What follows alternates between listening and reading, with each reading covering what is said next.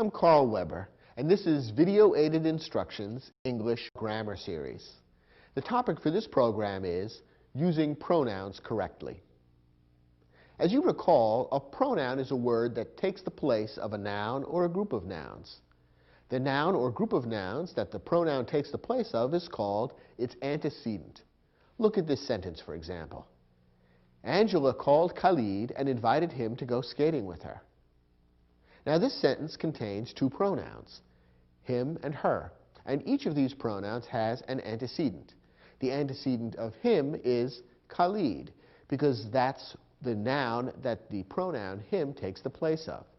The antecedent for her is Angela, because that's the noun that her takes the place of. Notice that those nouns could be substituted for the pronouns and the sentence would still mean the same thing. Angela called Khalid and invited Khalid to go skating with Angela. The sentence would mean the same thing, but it sounds rather awkward and repetitious, which is why we use pronouns instead. But a pronoun and its antecedent should always match. There are many different kinds of pronouns. He, him, she, her, it, we, some, any, who, which, someone. All of these words are pronouns of different kinds.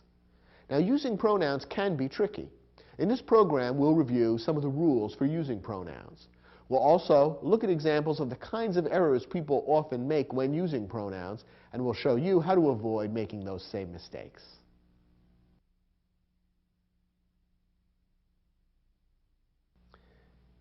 There are many kinds of pronouns. The four that are most important are personal pronouns, interrogative pronouns, indefinite pronouns, and relative pronouns. In this lesson, we'll look at each of these four types of pronouns and see how they're used in English sentences. First, personal pronouns. A personal pronoun refers to the person speaking, the person being spoken to, or the person or thing being spoken about. Some of the most common personal pronouns are I, me, you, he, him, she, her, it, we, us, they, and them. Now remember, we said that a personal pronoun may refer to the person speaking. Personal pronouns like I, me, we, and us refer to the person speaking. A personal pronoun may refer to the person being spoken to. There's only one pronoun that plays that role, you. Or a personal pronoun may refer to the person or thing being spoken about. And some of the pronouns that can play that role are he, him, she, her, it, they, and them. Notice that pronouns can be either singular or plural. As you recall, singular means referring to one thing or one person, while plural means referring to two or more things or persons. We saw a moment ago that pronouns and their antecedents need to match. One of the important ways in which a pronoun should always match its antecedent is in number. In other words, if the antecedent is singular, the pronoun should also be singular. If the antecedent is plural, the pronoun should also be plural. Notice one curious thing about the English language. The pronoun you can be both singular and plural. That's the only pronoun in the English language that works both ways.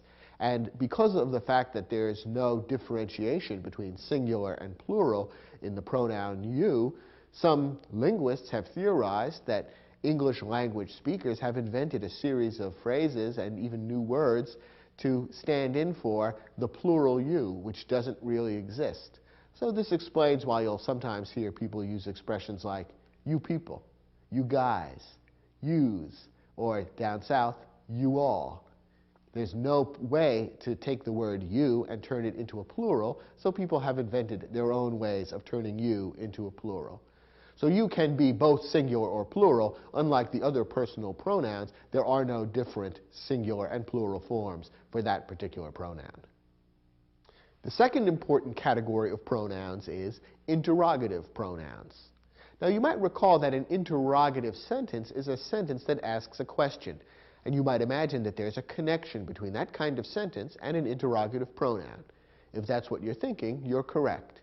An interrogative pronoun introduces a question. And there are 5 interrogative pronouns in English: who, whom, whose, which, and what. Now, the question that the interrogative pronoun introduces may be a direct question, in which case the sentence will end with a question mark, and the question is being asked directly of you, the person that hears the sentence. Here's an example. What do you feel like having for dinner tonight? This sentence ends with a question mark. It's asking a question of you, the person who hears the sentence, and notice that it begins with the interrogative pronoun what. On the other hand, the question may be an indirect question. Here's an example. Andre asked Mark what he wanted for dinner. Here, the question begins with the interrogative pronoun what, just like before. But it's an indirect question. It's not being asked directly of you, the person who hears the sentence. Instead, it's being described in the sentence as something that Andre asked Mark, and therefore it's considered an indirect question. And notice that neither the sentence nor the question ends with a question mark. But the same interrogative pronoun in this case has been used, what, to introduce, in this case, an indirect question. The third category of pronouns is indefinite pronouns. An indefinite pronoun refers to an unspecified person, place, thing, or idea. As you can see when we look at some examples of indefinite pronouns, these are words that refer in a somewhat vague way to one or more people, places, things, or ideas that are not specified or named in the sentence or anywhere near it. Here are some examples of indefinite pronouns: all, anyone, anything, both, each, everybody, many, no one, some, someone. And there are many other indefinite pronouns. You can probably make up for yourself some examples of sentences using these indefinite pronouns. Here are a couple to illustrate how indefinite pronouns might be used. All are invited to tonight's dance. Now, who's invited to tonight's dance? Have some specific people been named? No. Instead, anybody and everybody that's referred to by that indefinite pronoun all of those people are invited. Here's another example. Everybody is welcome. Here, the indefinite pronoun everybody is used as the subject of the sentence. And one more example. No one should feel shy about coming. Who should feel shy about coming? Has a person been named? No. Instead, the indefinite pronoun no one is used to indicate who should feel shy about coming.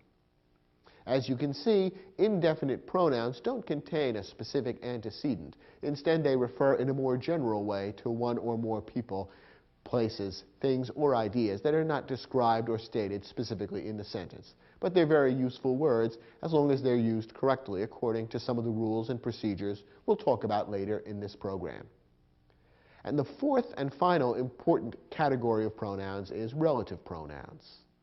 A relative pronoun is used to introduce a subordinate clause.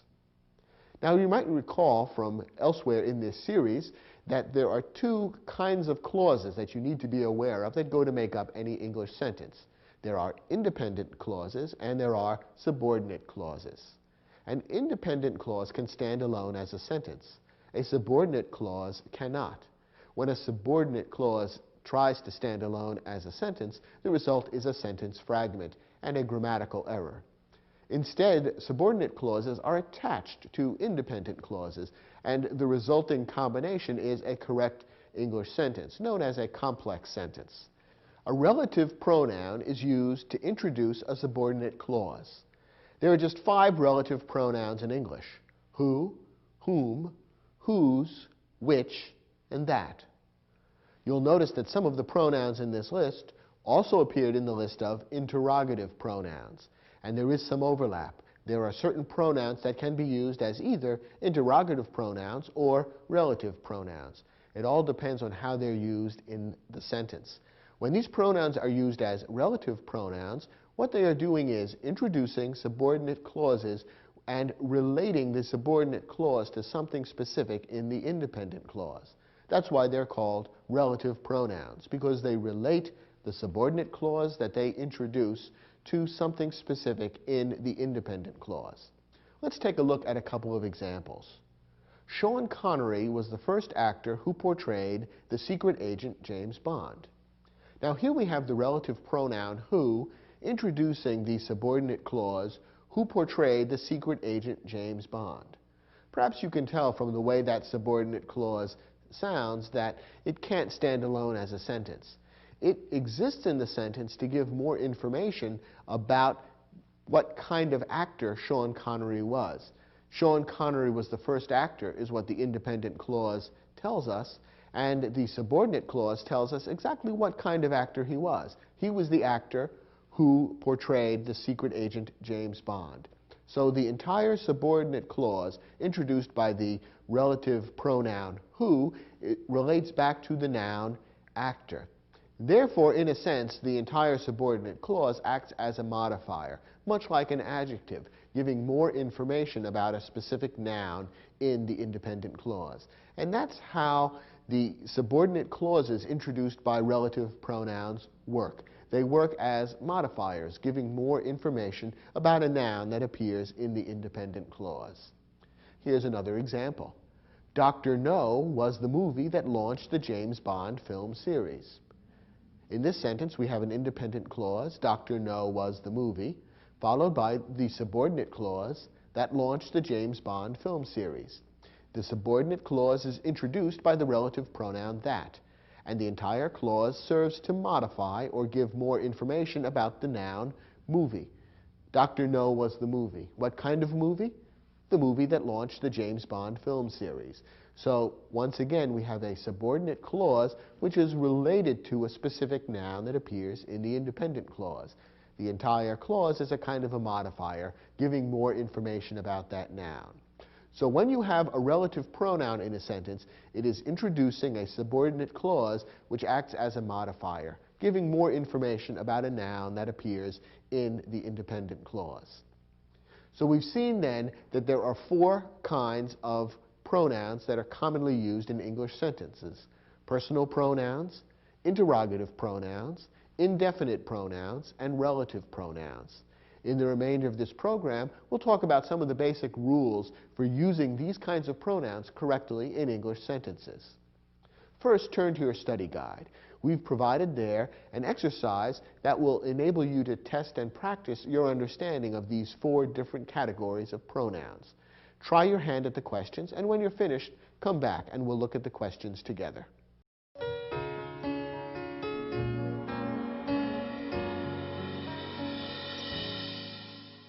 Now, in each of the sentences in this exercise, your job is to first underline each of the pronouns that appears, and then second, decide concerning each pronoun whether it's a personal pronoun, an interrogative pronoun, an indefinite pronoun, or a relative pronoun. Let's start with the first sentence. Gordon was surprised when Angela invited him to visit her in Caracas. There are two pronouns in this sentence, him and her, and both of them are personal pronouns. So that's the answer to that question. Him and her are both pronouns, and both are personal pronouns. Next sentence. Who do you think will win the Oscar for Best Supporting Actor this year? As you can see, this is an interrogative sentence, and that might be a clue to you that an interrogative pronoun appears in this sentence. And sure enough, it does. The very first word in the sentence, who, is an interrogative pronoun. Remember, an interrogative pronoun introduces a direct or indirect question, and there are just 5 interrogative pronouns in English: who, whom, whose, which, and what. And in this case, who is being used to introduce a direct question. There's also another pronoun in this sentence. Did you recognize it? You is also a pronoun, and it's a personal pronoun. Remember, we saw that personal pronouns may refer to the person being spoken to. And in this case, the pronoun you is being used in that way. So in this sentence, there are 2 pronouns. Who is an interrogative pronoun, and you is a personal pronoun. Let's look at the next sentence. If Luis wants to finish painting the garage by tomorrow, he will have to convince someone to help him. How many pronouns did you notice in this sentence? There are 3 altogether: he, someone, and him. All 3 appear in the second half of the sentence.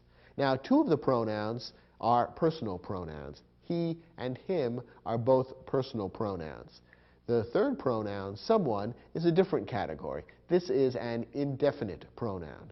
Notice how the indefinite pronoun someone refers to a person that is not specified. It doesn't say in the sentence who is going to help Luis with painting the garage. Probably Luis doesn't even know. And so an indefinite pronoun is used to indicate that the person being referred to is indefinite, unspecified, or unknown. And that's a typical use of an indefinite pronoun. Next question. The inventor Thomas Edison is the historical figure whom I admire most. In this sentence, there are two pronouns, whom and I. We'll do I, the easy one, first. That's a personal pronoun. And as we discussed earlier, a personal pronoun may refer to the person speaking. And that's who is being referred to by the personal pronoun I. What about whom? What kind of pronoun is that? Well, we've seen that whom can be used in more than one way. Whom may be used as an interrogative pronoun, can also be used as a relative pronoun. How is it being used in this case? Is it being used to introduce a question, either a direct question or an indirect question? No, it isn't. So therefore, whom is not an interrogative pronoun in this case. Instead, it's being used as a relative pronoun. It introduces the subordinate clause, whom I admire most. Remember that a clause always contains a subject and a verb. Here the subject is I, the verb is admire, and whom is the relative pronoun that introduces this subordinate clause and relates it back to the independent clause. In fact, the entire subordinate clause acts as a modifier, giving more information about the noun figure. So there are two pronouns here. Whom is a relative pronoun, and I is a personal pronoun. Next question. Joanne's grandmother asked her what she wanted to do that evening. In this sentence, there are three pronouns, her, what, and she. Two of the pronouns are personal pronouns, her and she. The third pronoun, what, is an interrogative pronoun. Remember, we saw that an interrogative pronoun can be used to introduce either a direct or an indirect question. In this case, the pronoun what is being used to introduce an indirect question. Joanne's grandmother is asking Joanne a question, namely what she wanted to do that evening, and that question is being reported to us indirectly. So the pronoun what is an interrogative pronoun because it is introducing that indirect question.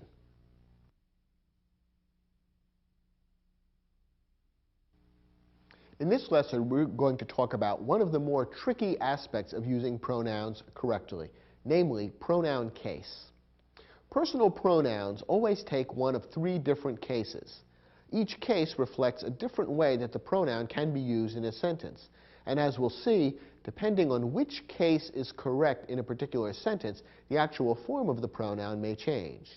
The three cases are the subjective case, the objective case, and the possessive case. Let's take a moment to look at each of these cases and explain exactly how and when they should be used in an English sentence. First, the subjective case. The subjective case is used when the pronoun is a subject or a subject complement. As you recall, the most important word in any sentence is the verb. Now, the subject of the verb is the person, place, thing, or idea that does the action of the verb.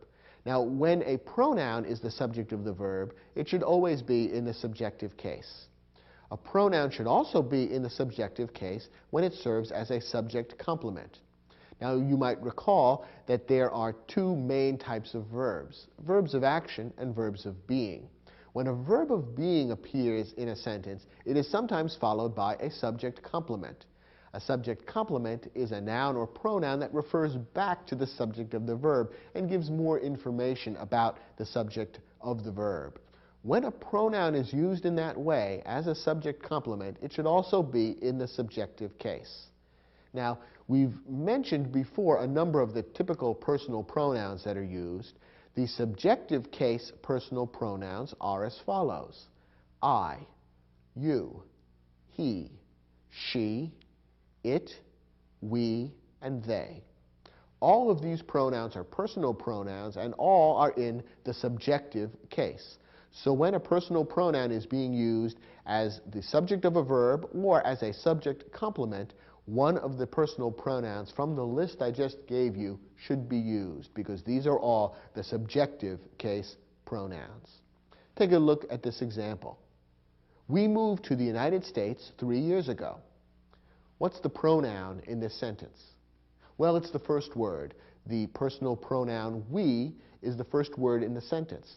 What role does that word play in the sentence? Well, it's the subject of the verb move. The verb moved describes the action being discussed in the sentence, and we is the subject. That's the person or persons who are doing the action. Since we is the subject of the verb moved, the subjective case pronoun we is correct. Here's another example. The fastest runner on the track team is she. Now here the pronoun is the last word in the sentence, she. Again, it's a personal pronoun in the subjective case. Why? In this case, the pronoun she is acting as a subject complement. The sentence contains a verb which expresses not action, but a state of being, namely the verb is. It's explaining a state of being, and the word she acts as a subject complement because it refers back to the subject of the verb, runner. Who is the fastest runner? She. So the subject complement she gives more information about that subject, runner. It tells who the runner is, she. So following the verb of being, we have in this case a subject complement, which happens to be a pronoun. And because the pronoun is playing the role of subject complement, it needs to be in the subjective case. So again, the subjective case pronoun she has been used correctly in this sentence. You might have sensed that this second sentence example that we just gave about the fastest runner sounds a little unusual, and sentences like this, using a pronoun as a subject complement, are fairly rare in English. Nonetheless, they do appear occasionally, and so it's good to know that rule, that a pronoun used as a subject complement should be in the subjective case. The second pronoun case is the objective case. The objective case is used when a pronoun is a direct object, an indirect object, or the object of a preposition. Now you'll recall that in a sentence, a direct object receives the action of the verb. Not all verbs have direct objects. Only certain types of verbs, known as transitive verbs, may have direct objects. In a sentence where there's a transitive verb, the action flows from the subject through the verb to the direct object, which receives the action of the verb. In those sentences, if a pronoun happens to be the direct object of the verb, it should be in the objective case. Similarly, an indirect object that happens to be a pronoun should also be in the objective case. You'll recall that an indirect object tells who or what the action of the verb is being done to or for. It doesn't receive the action of the verb directly, as the direct object does. It receives it indirectly. Once again, not all sentences contain indirect objects. When an indirect object appears, it will appear between the verb and the direct object. And if the indirect object happens to be a pronoun, then it should be in the objective case. Finally, if a pronoun is being used as the object of a preposition, then it should also be in the objective case. You'll recall that prepositions are those words, usually small words, like in, of, for, about, by, with, between, after, and so on, all of which connect what follows to the rest of the sentence. Whenever you have a preposition like that, it'll be followed by a noun or a pronoun, which is known as the object of the preposition. If the object of the preposition happens to be a pronoun, it should be in the objective case. So the objective case is used in these three circumstances: when the pronoun is a direct object, an indirect object, or the object of a preposition. Now, here are the personal pronouns which are in the objective case: me, you, him, her, it, us, and them. You'll notice that the pronouns you and it appear on the list of the subjective case pronouns and the objective case pronouns. It so happens that those two pronouns can be used either way, either as subjective or objective case pronouns. All the other personal pronouns, however, differ from subjective to objective case, and it's important to recognize the difference so that you can use them correctly. Let's look at sentences that illustrate each of the three ways an objective case pronoun might be used. First, the nominating committee selected him. It's usually good to analyze a sentence by finding the verb first. What's the verb here? Selected. Who or what did the selecting? The committee, the nominating committee specifically. So that's the subject of the verb selected. Now what about the pronoun him? What role does that word play in the sentence? It's the direct object of the verb selected. It receives the action of the selecting. Selected is a transitive verb, and the object that receives that action is him. Since this is a pronoun being used as the direct object of the verb, it should be in the objective case, as it is, him. Look at this example. Alma sang us 2 songs. What's the verb in this sentence? The verb is sang. What's the subject of the verb? Who or what did the singing? Alma. Now, what's the direct object of the verb? That is, what did Alma sing? She sang 2 songs. So songs is the direct object of the verb sang. Now, what about the pronoun us? What role, what function does us play in this sentence? In this case, us is the indirect object of the verb sang. It doesn't tell what Alma sang, it tells who Alma sang for. Remember, the indirect object explains the person, place, thing, or idea to whom or for whom the action is done. And in this case, Alma sang for us. Since us is being used as an indirect object, it should be in the objective case as it is. Us is an objective case pronoun, and it's being used correctly here as the indirect object of the verb sang. And one more sample sentence. The Melendys named their pet parakeet after me. Here we have the pronoun me. What's the subject and what's the verb in this sentence? Well, the verb is named, and the subject is Melendys. The Melendys did the action described by the verb naming. Now, what's the direct object of named? The direct object is parakeet. That's who or what the Melendys named. What's the role of the pronoun me? How does that fit into the sentence? In this case, the pronoun me is the object of the preposition after. We have a prepositional phrase in this sentence, after me. After is the preposition. Me is the object of the preposition. And because the pronoun is being used as the object of a preposition, it should be in the objective case as it is.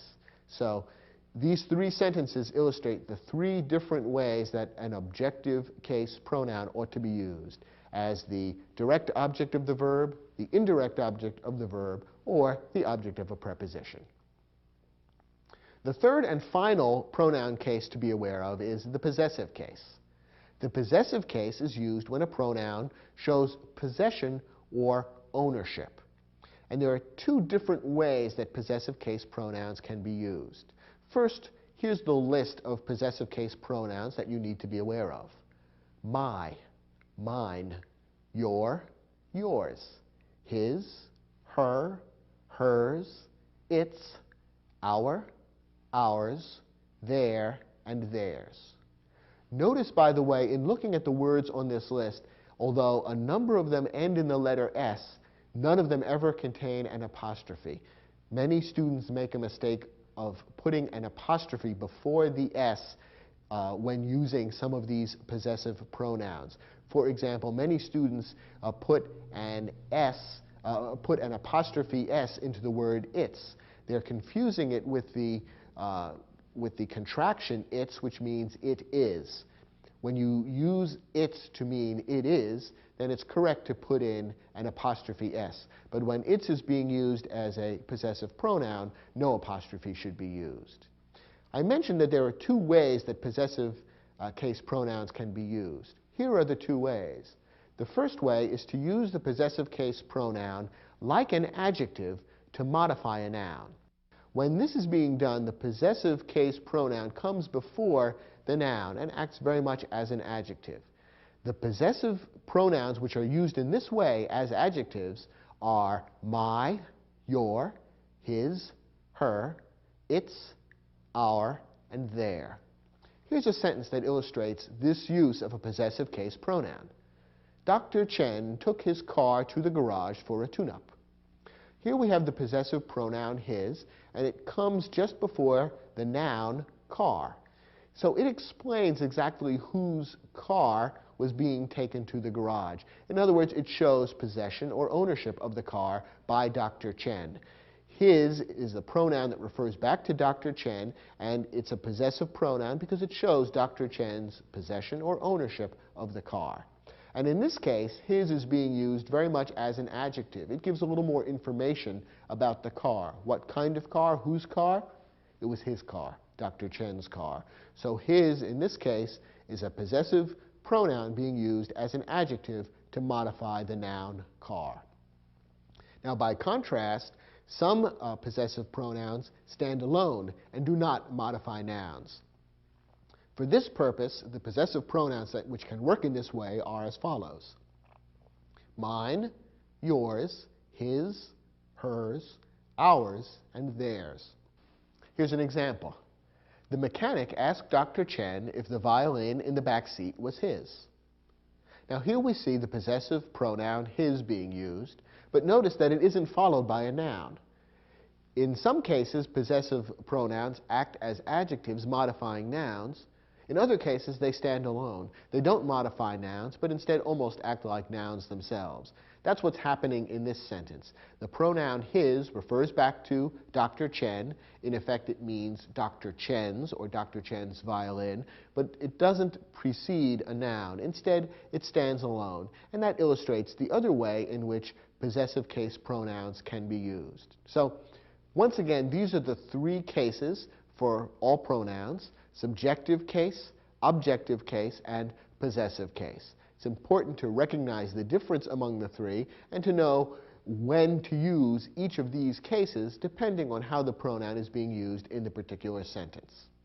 In your study guide, we've provided an exercise which will enable you to test your understanding of this concept of pronoun case.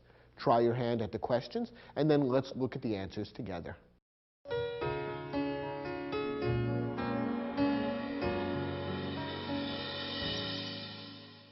Now, in these sentences, one or more personal pronouns have been omitted, and your job is to choose from among the alternatives which is the correct personal pronoun to insert to complete the sentence correctly.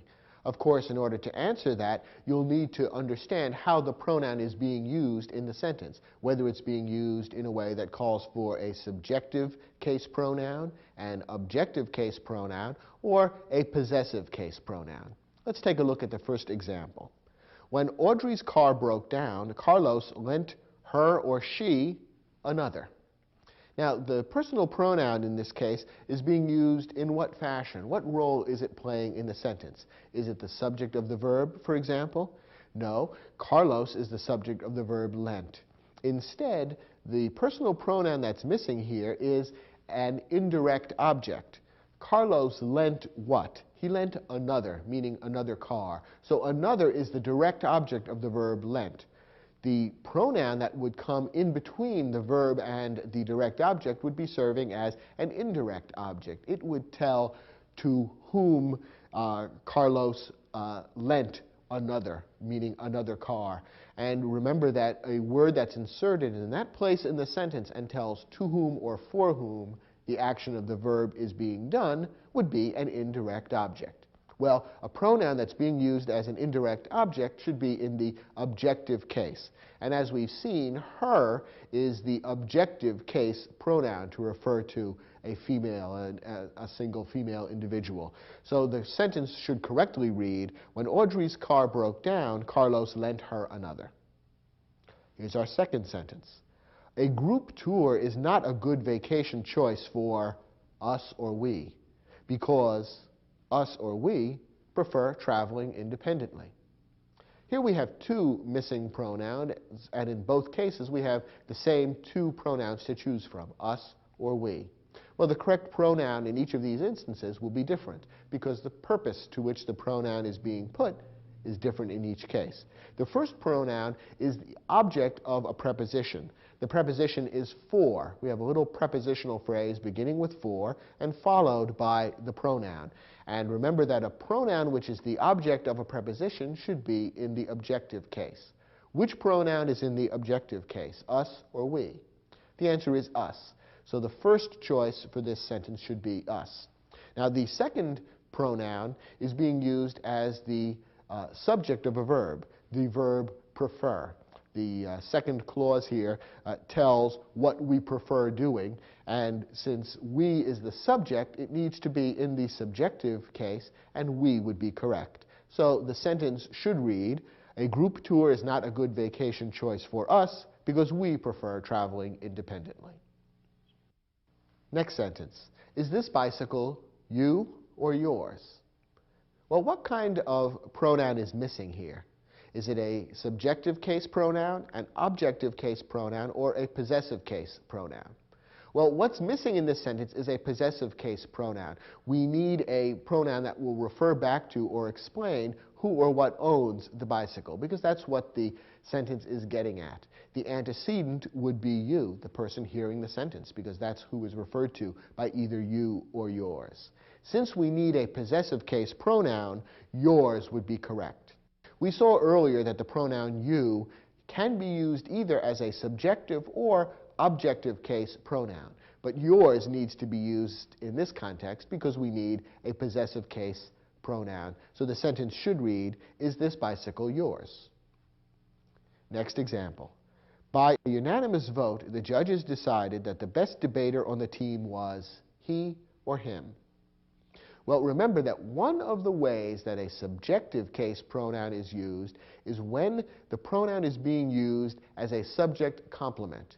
In other words, after a verb of being, a noun or pronoun which follows the verb of being and refers back to the subject of the verb would be a subject complement. And in this case, the pronoun he or him is being used in just that way. We have the verb of being, was, and what follows it refers back to debater. It explains more or gives more information about who the best debater was. It was he.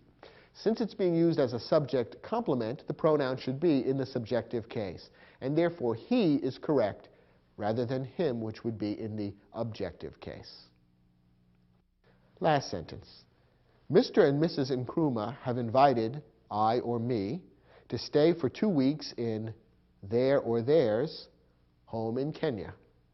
Here we have two pronouns to fill in.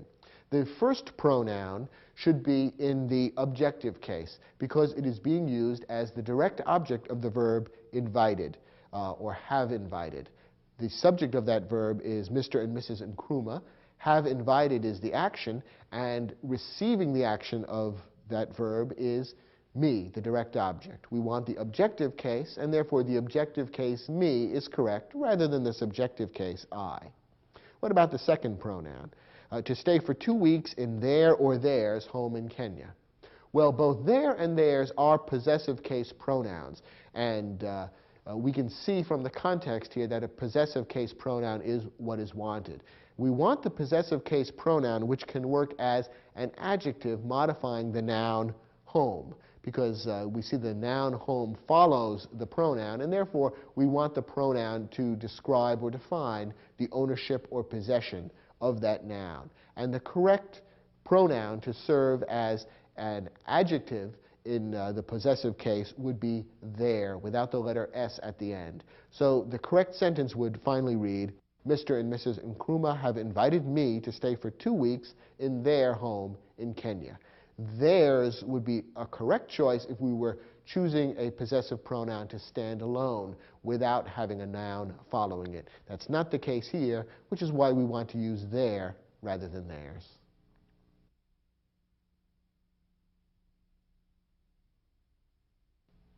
So we've seen there are 3 different pronoun cases: the subjective case, the objective case, and the possessive case. Choosing the right pronoun case to use is usually not too hard, but there are a few instances in which pronoun case can be a little tricky. Let's look at those now. First, many people find it tricky to remember how to use the pronouns who and whom.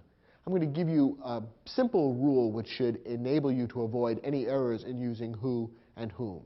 First of all, remember that both who and whom can be used in more than one way. Both of these can be used as interrogative pronouns as well as relative pronouns. Having said that, the same rule applies in either case. Here's the rule. Who is in the subjective case and must be used as the subject of a verb. Whom is in the objective case and must be used as the direct object of a verb or as the object of a preposition. So here's the way to apply that rule to avoid mistakes in using who or whom. Whenever you see a clause that includes who or whom, find the verb and ask who or what is the subject of this verb. The answer to that question will tell you whether who or whom should be used correctly. Let's look at a couple of examples. First, let's look at a couple of examples using who or whom in the interrogative form, that is, to introduce a question. Who or whom is your favorite athlete? Question mark. Okay, here's the pronoun being used as an interrogative pronoun. Should it be who or whom? Well, let's find the verb. The verb is. Now, what's the subject of the verb is? Is it athlete? Is the sentence saying athlete is? No, not really. The subject of the verb is the pronoun, who or whom. Therefore, since who is being used as the subject of the verb, that's the correct form. The subjective form, who, would be correct, not the objective form, whom. What about this sentence? Who or whom did you invite to the party? Once again, who or whom is being used as an interrogative pronoun. Now, what's the verb in this clause? The verb is invite. And who or what is the subject of invite? That is, who is doing the inviting? Well, the answer is you. You are the one doing the inviting. Therefore, who or whom can't be used as the subject of the verb. Instead, it's the object of the verb. It's the one being invited. It's the one receiving the action of the invitation. You is the subject of the verb invite, and the object of the verb is who or whom. Since the pronoun is the object of the verb, whom is correct rather than who. So in both of these sentences where the who or whom pronoun is being used as an interrogative pronoun, once you find the verb and ask who or what is the subject, it's not too hard to see that in one case the pronoun is in the subjective case and in the other in the objective case. Now let's look at a couple of sentences in which who or whom is being used as a relative pronoun. In other words, to introduce a subordinate clause. Here's the first one. She is the one who or whom painted that picture. Now here, who or whom is being used as a relative pronoun to introduce the subordinate clause, who or whom painted that picture. In order to determine which pronoun is correct, again, look for the verb and then ask who or what is the subject of that verb. Now the verb in the subordinate clause is painted. Who or what did the painting? Well, who or whom would be the subject of the verb painted. That's the one that's doing the painting. Since the pronoun is being used as the subject of the verb painted, it should be in the subjective case, who. So who would be correct. She is the one who painted that picture. Here's a different example. She is the one who or whom I love. Once again, who or whom is being used as a relative pronoun to introduce a subordinate clause. Who I love or whom I love. Now, which is correct? Is it who or whom? Well, let's look at the subordinate clause, find the verb, and then ask who or what is the subject of that verb. The verb is love. Who or what is doing the loving?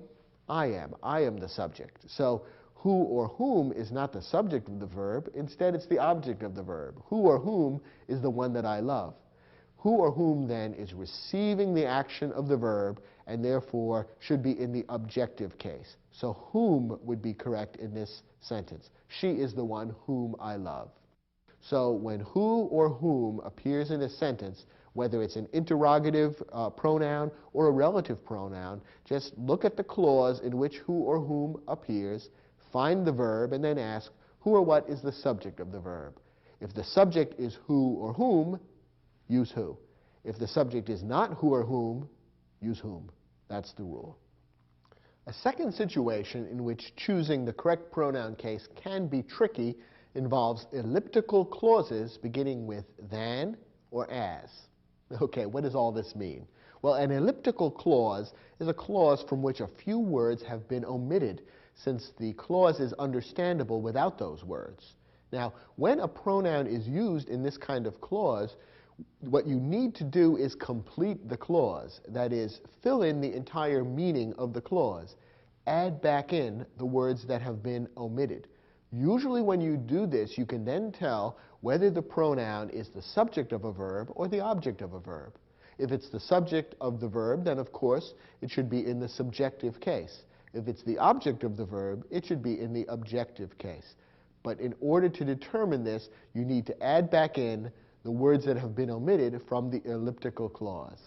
Okay, are you confused? Let's look at some examples, and this will help make it a little bit clearer. Eduardo is a better dancer than I or me.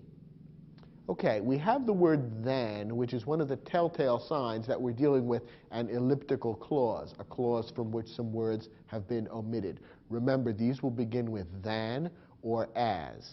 Now, in this case, if we were to fill in the missing words or the missing ideas, what would those last few words of the sentence say? Right now, the elliptical clause reads than I, and there's no verb there. If we were to fill in the missing verb which has been omitted, what would it say? Well, it would probably have to say the following: Eduardo is a better dancer than I am.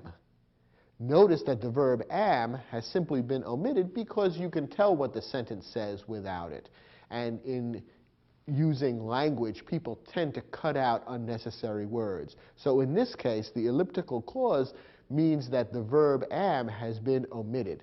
Once we plug the verb am back in, we can see that the pronoun I or me is the subject of that verb, and therefore I is the correct pronoun to use. It would not be correct to say Eduardo is a better dancer than me, because if you were to say that, it would be as if you were saying that the elliptical clause should read Eduardo is a better dancer than me am. And that's clearly not correct. Instead, the subjective case of the pronoun I should be used even when the verb am is omitted. So the sentence should correctly read, Eduardo is a better dancer than I. Take a look at this example. My dog barks at my sister as much as I or me. Okay, once again we have an elliptical clause at the end of the sentence from which some words have been omitted. And in this case, it begins with as. That's the other word that often begins an elliptical clause. Now, what is being said here? Is the sentence saying, my dog barks at my sister as much as I do? No, I don't think so, because most human beings don't bark. Instead, I think what the sentence is saying, if you fill in the missing words, is, my dog barks at my sister as much as he barks at me. Okay, assuming that that's the correct meaning, which seems logical in the context of what we know about dogs and human beings. So if that's what's being said, then the correct pronoun should be me, because you use the objective case pronoun based on the fact that once the omitted words have been stuck back in, we see that the pronoun is the object of the verb barks. So once the omitted words are stuck back in, the sentence would read, my dog barks at my sister as much as he barks at me. Therefore, once we omit the words again and turn it back into an elliptical clause, me should be used. My dog barks at my sister as much as me. One more example. Elaine danced with him more than I or me. Here, the sentence is somewhat ambiguous. Probably me is the correct choice if we assume, for example, that a man is speaking and that men and women tend to dance together. Because under that interpretation, the sentence would mean, Elaine danced with him more than she danced with me. And since me, the object form of the pronoun, would be correct, then me would be correct once those words have been omitted. On the other hand, for example, if a woman were speaking, or for that matter, if a man were speaking and men could dance with one another, then it might be possible that the sentence is trying to say, Elaine danced with him more than I did, in which case the pronoun I would be correct. So you see, in this particular sentence, choosing the correct pronoun, I or me, makes a difference as to what the sentence says. And therefore, you have to think through what you're trying to say, fill out the elliptical clause, add back in the omitted words, discover which pronoun would be correct with those omitted words, and that will tell you what the pronoun should be in the elliptical clause. Sound a little tricky? A bit, but once you get used to the idea of filling back in the missing words, it's not too hard to see what is the correct pronoun to use in this kind of elliptical clause. The third and final tricky pronoun case problem that we'll talk about is really the simplest of the three. When a pronoun is used in a compound subject or a compound object, use the same case as if the subject or object were not compound. As you recall, the subject of a verb or the object of a verb may sometimes be compound. In other words, there may be two or more subjects or objects joined together with a word like and. When this is the case, it shouldn't affect the case of the pronoun. So here's a tip. When you've got a compound subject or a compound object and you're not sure what pronoun to use, break the sentence into two sentences with two separate subjects or objects. And that will tell you whether the pronoun should be in the subjective case or the objective case. Or at least it will make it much easier to tell. Here's an example. She or her and Raphael spent the winter holiday in Sao Paulo. Here we have a compound subject of the sentence. There are two people who spent the winter holiday in Sao Paulo. She or her is one of the subjects. Raphael is the other. Since we have a compound subject, the pronoun should be in the subjective case. Therefore, she would be correct. However, if this isn't obvious, break it into two sentences and then it becomes obvious. One sentence would be, Raphael spent the winter holiday in Sao Paulo. The other would be, she spent the winter holiday in Sao Paulo. Once you separate out the two subjects, then it becomes very obvious that the subjective case is correct and she would be used rather than her. One more example. Raphael's father threw a party for Lana and he or him. Once again, if you're not sure which is correct, break the sentence into two, and then it'll be fairly obvious whether we're dealing with a subject or an object. Raphael's father threw a party for Lana. Raphael's father threw a party for him. This is the object of the preposition for. It is a compound object, Lana and him. When you break it into two, and it becomes clear that him is the object of the preposition and therefore should be in the objective case. Him is correct rather than he. So whenever you have a pronoun that is linked to another word in a sentence and you're not sure whether there should be a subjective case pronoun or an objective case pronoun, break the sentence into two sentences and then see what the pronoun ought to be. And it would be the same once the sentence is compounded back again. Try your hand at the exercise in the study guide, which gives you a chance to test your understanding of these rules related to tricky instances of pronoun case agreement. After you've tried the exercise, come back and we'll look at those sentences together.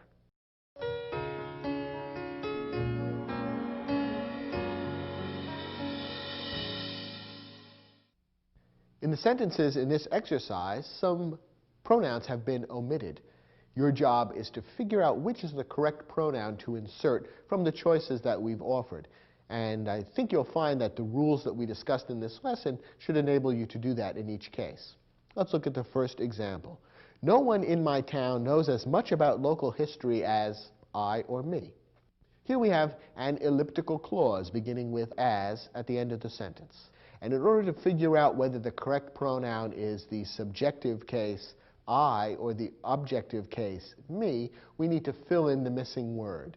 What is the sentence really saying if we were to add in any missing word or words? Well, I think what the sentence is saying is, no one in my town knows as much about local history as I do. Therefore, once we insert the missing word, we can see that the verb do has as its subject the pronoun I. And since I is the subject of that missing or invisible verb, it should be in the subjective case, I. So the correct sentence would read, no one in my town knows as much about local history as I.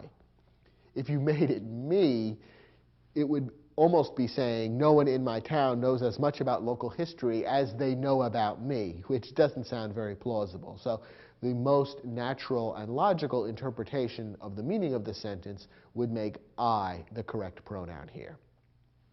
Let's look at our next sentence. Who or whom is the architect who or whom designed St. Paul's Cathedral in London? Here we have the pronoun who and whom being used twice in the sentence. The first time it's being used as an interrogative pronoun to introduce the question.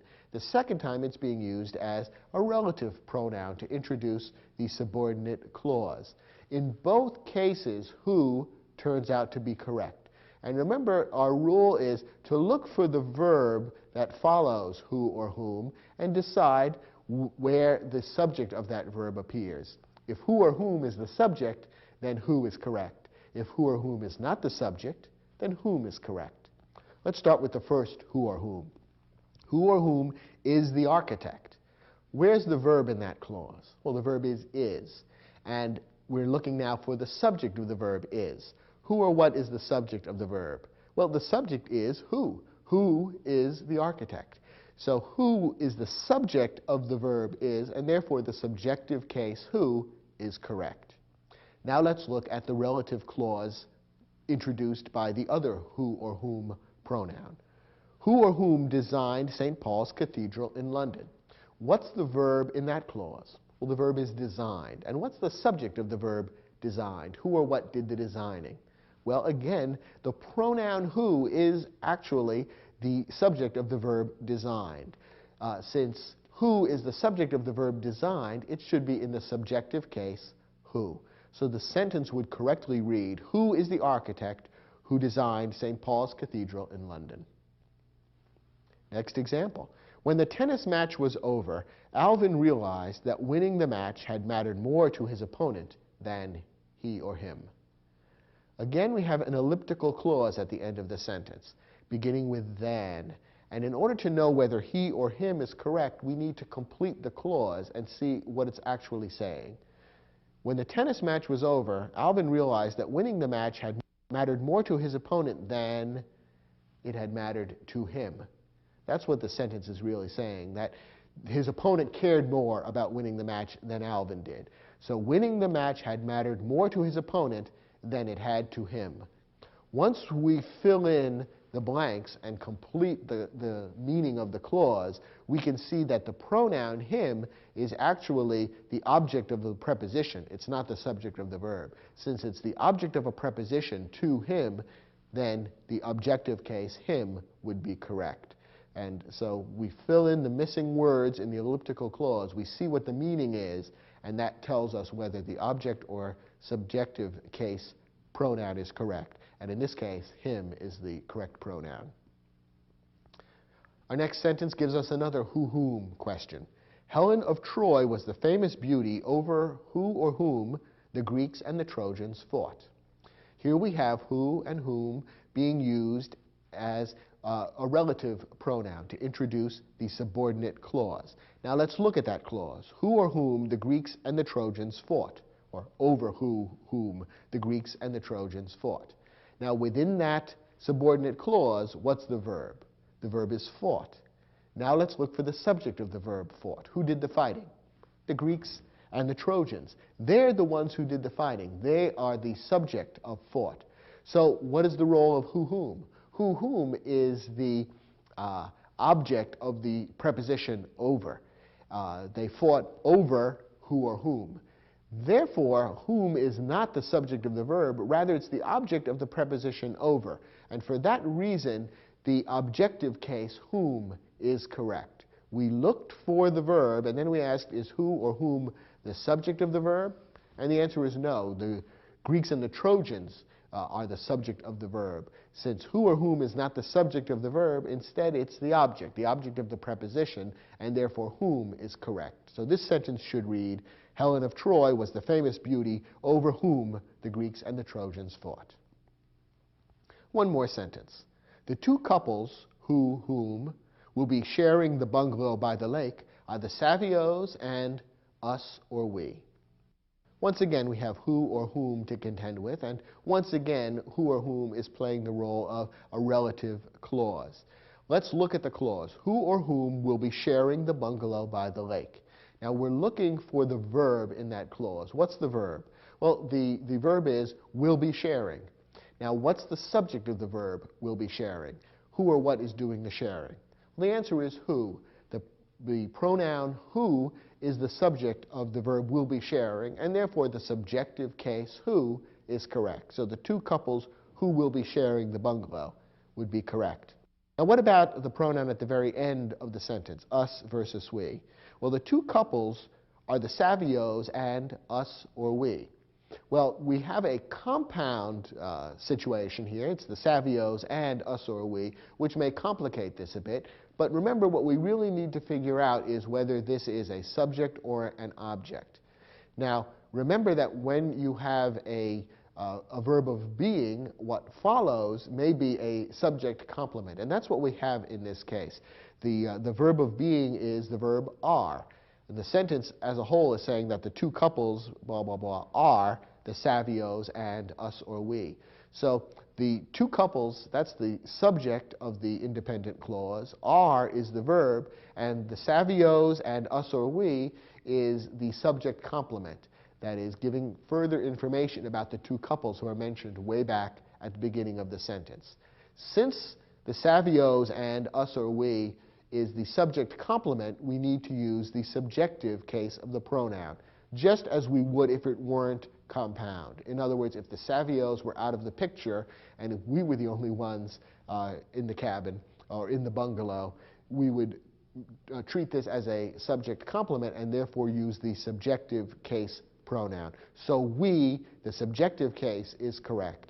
And the complete sentence should read, the two couples who will be sharing the bungalow by the lake are the Savios and we. That last pronoun is a little tricky because it's a compound situation, but again, just pretend it isn't a compound situation. Eliminate the other object, and you can clearly see that in this case it's a subject complement, and therefore the subjective case we is correct.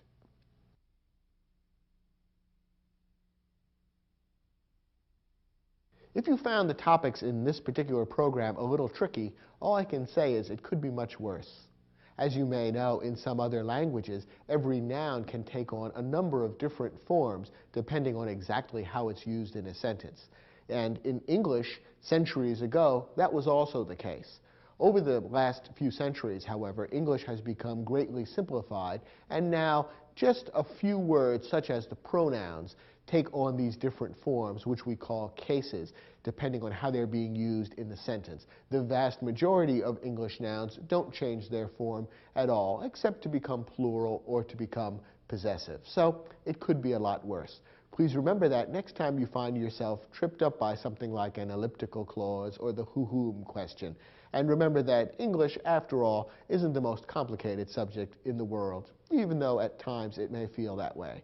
Remember that you can always go back and view portions of this program again if you need a brief refresher.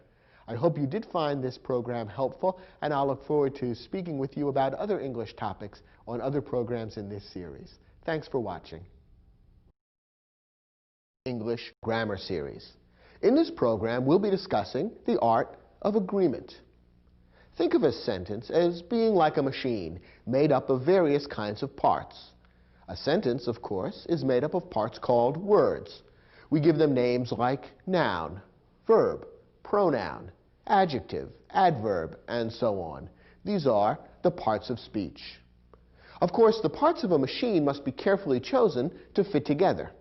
You wouldn't want to put the transmission from an '82 Chevrolet into a '96 Honda, not if you wanted the car to run properly.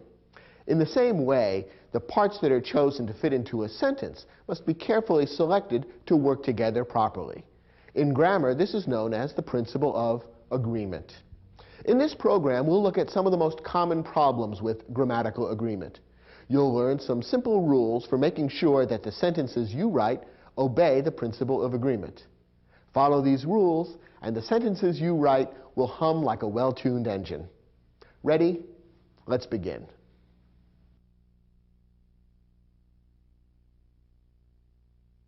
The first kind of agreement that's important for you to understand is agreement between subjects and verbs.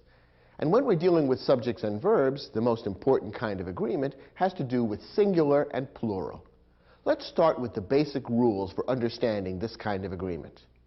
First, what do singular and plural refer to? Singular words refer to one person, place, thing, or idea. Here are a few examples of singular words: woman, village, kayak, time. Each of these refers to one person, place, thing, or idea. A woman is a person, a village is a place, a kayak, which is a kind of boat, is a thing, and time is an idea. Now, plural words refer to more than one person, place, thing, or idea. Here are some examples of plural words: women, villages, kayaks, times. In each of these cases, we've taken the singular word that we gave you a moment ago and turned it into plural. Now it refers to two or more women, villages, kayaks, or times. Now in English, plural nouns are usually formed by adding the letter S or ES to the singular form. So, for example, the word car, which is singular, becomes plural simply by adding the letter S at the end, cars. The word box becomes plural by adding ES at the end, boxes. Perhaps you can see that simply adding the letter S at the end would create a word that's rather awkward looking and difficult to pronounce. And that's why words that end in X are generally made plural by adding ES rather than simply S. In other cases, the spelling of the word varies slightly in order to turn the singular into the plural. Take a look at this word. The singular is story, the plural is stories. Once again, ES has been added at the end of the word, but notice that the letter Y has been changed to an I, so that the spelling of stories is S-T-O-R-I-E-S, a small but important change that's necessary to know if you're going to use this word correctly.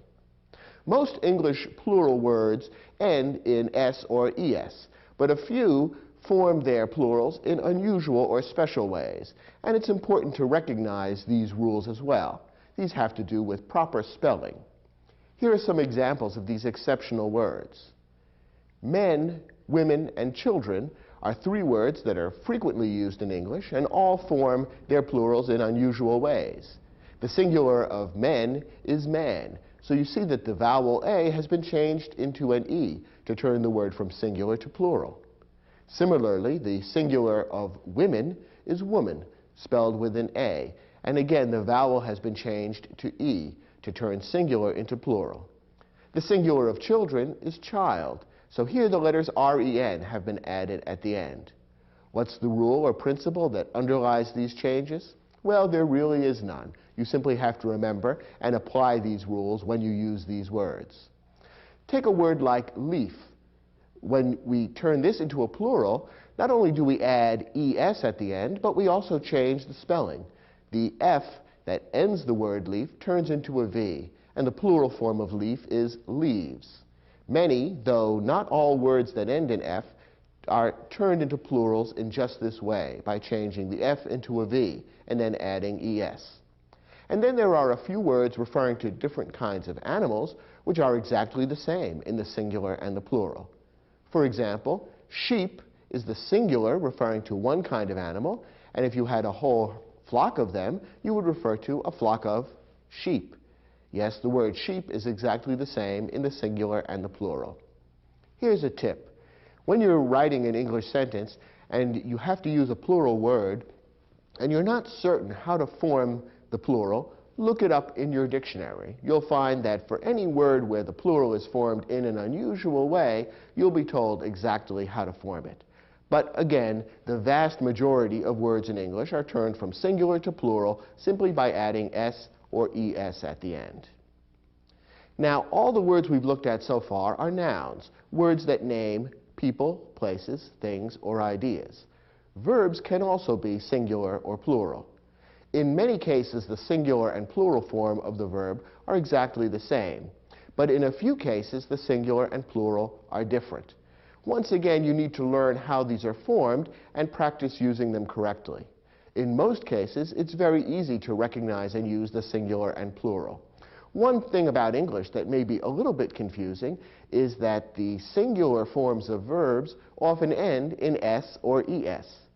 This can be confusing because, as we saw a moment ago in the case of nouns, s or es at the end is usually the sign that a plural is involved. With verbs, it's just the opposite. The singular form of verbs often end in s or es. So, for example, look at these phrases. She jumps, they jump. He does, they do. Notice that in each case, the singular form of the verb ends in s or es, while the plural form of the verb does not.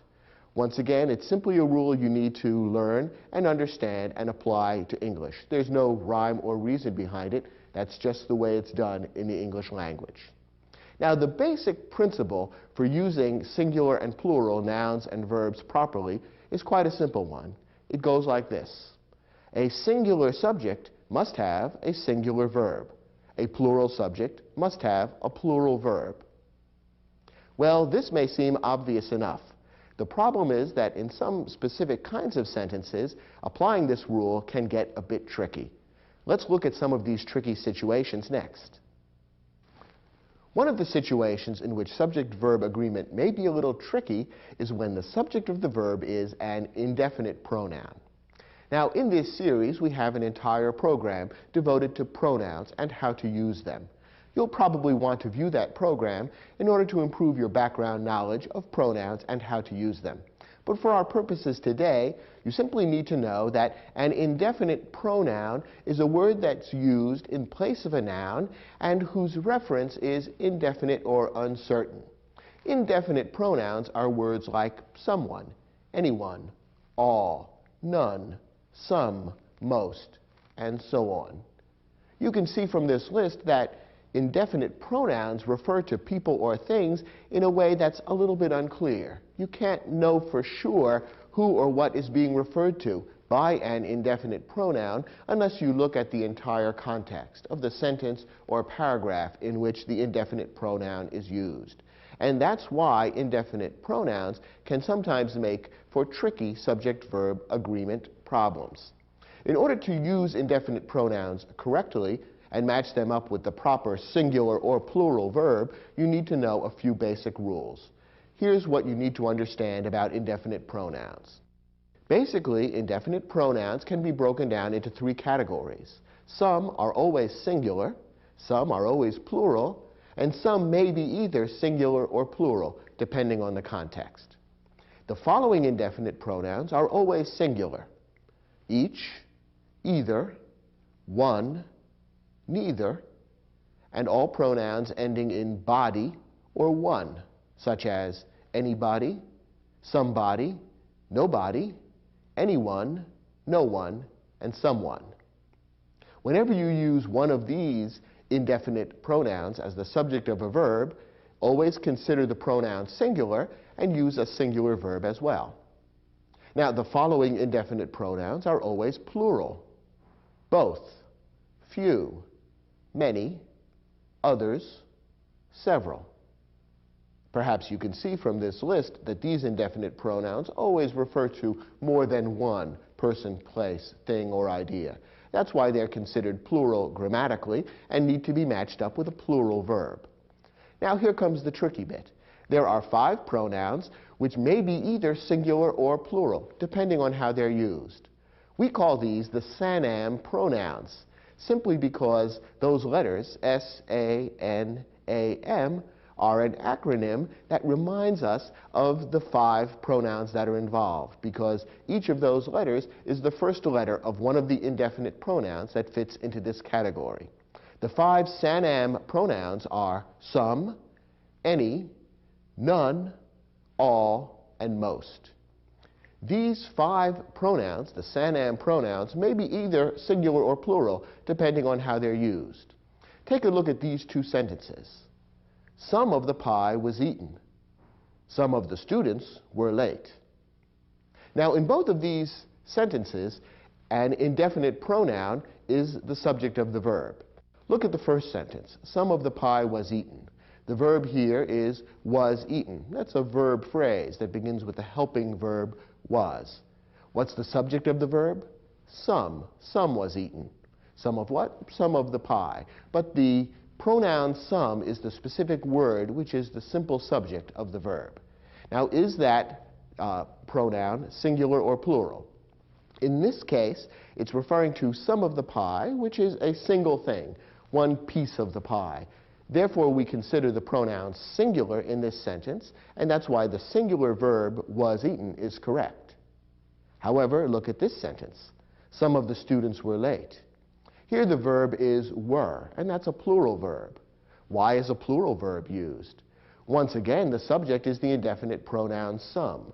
But in this sentence, some refers to more than one person. Some of the students means 2, 3, 4, a group of students. And therefore, it refers to a plural subject, and that's why the plural verb were is correct. So we have the same word, the same indefinite pronoun as the subject in each of these two sentences.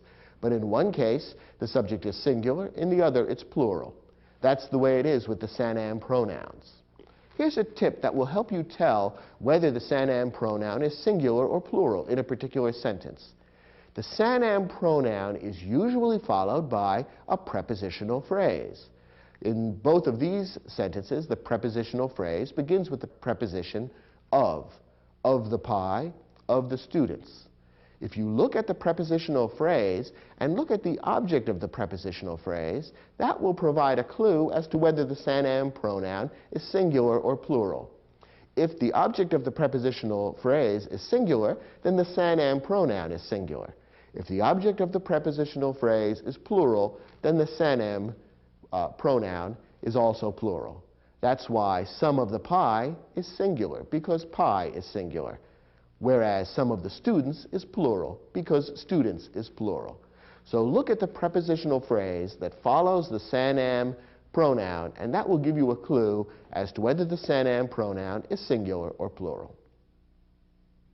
Here's another tricky situation for subject-verb agreement. In some sentences, the subject of the verb is a collective noun. Now, what is a collective noun? A collective noun is a noun that's singular in form. That is, it usually doesn't end in S or ES, but which refers to a group of people, places, things, or ideas.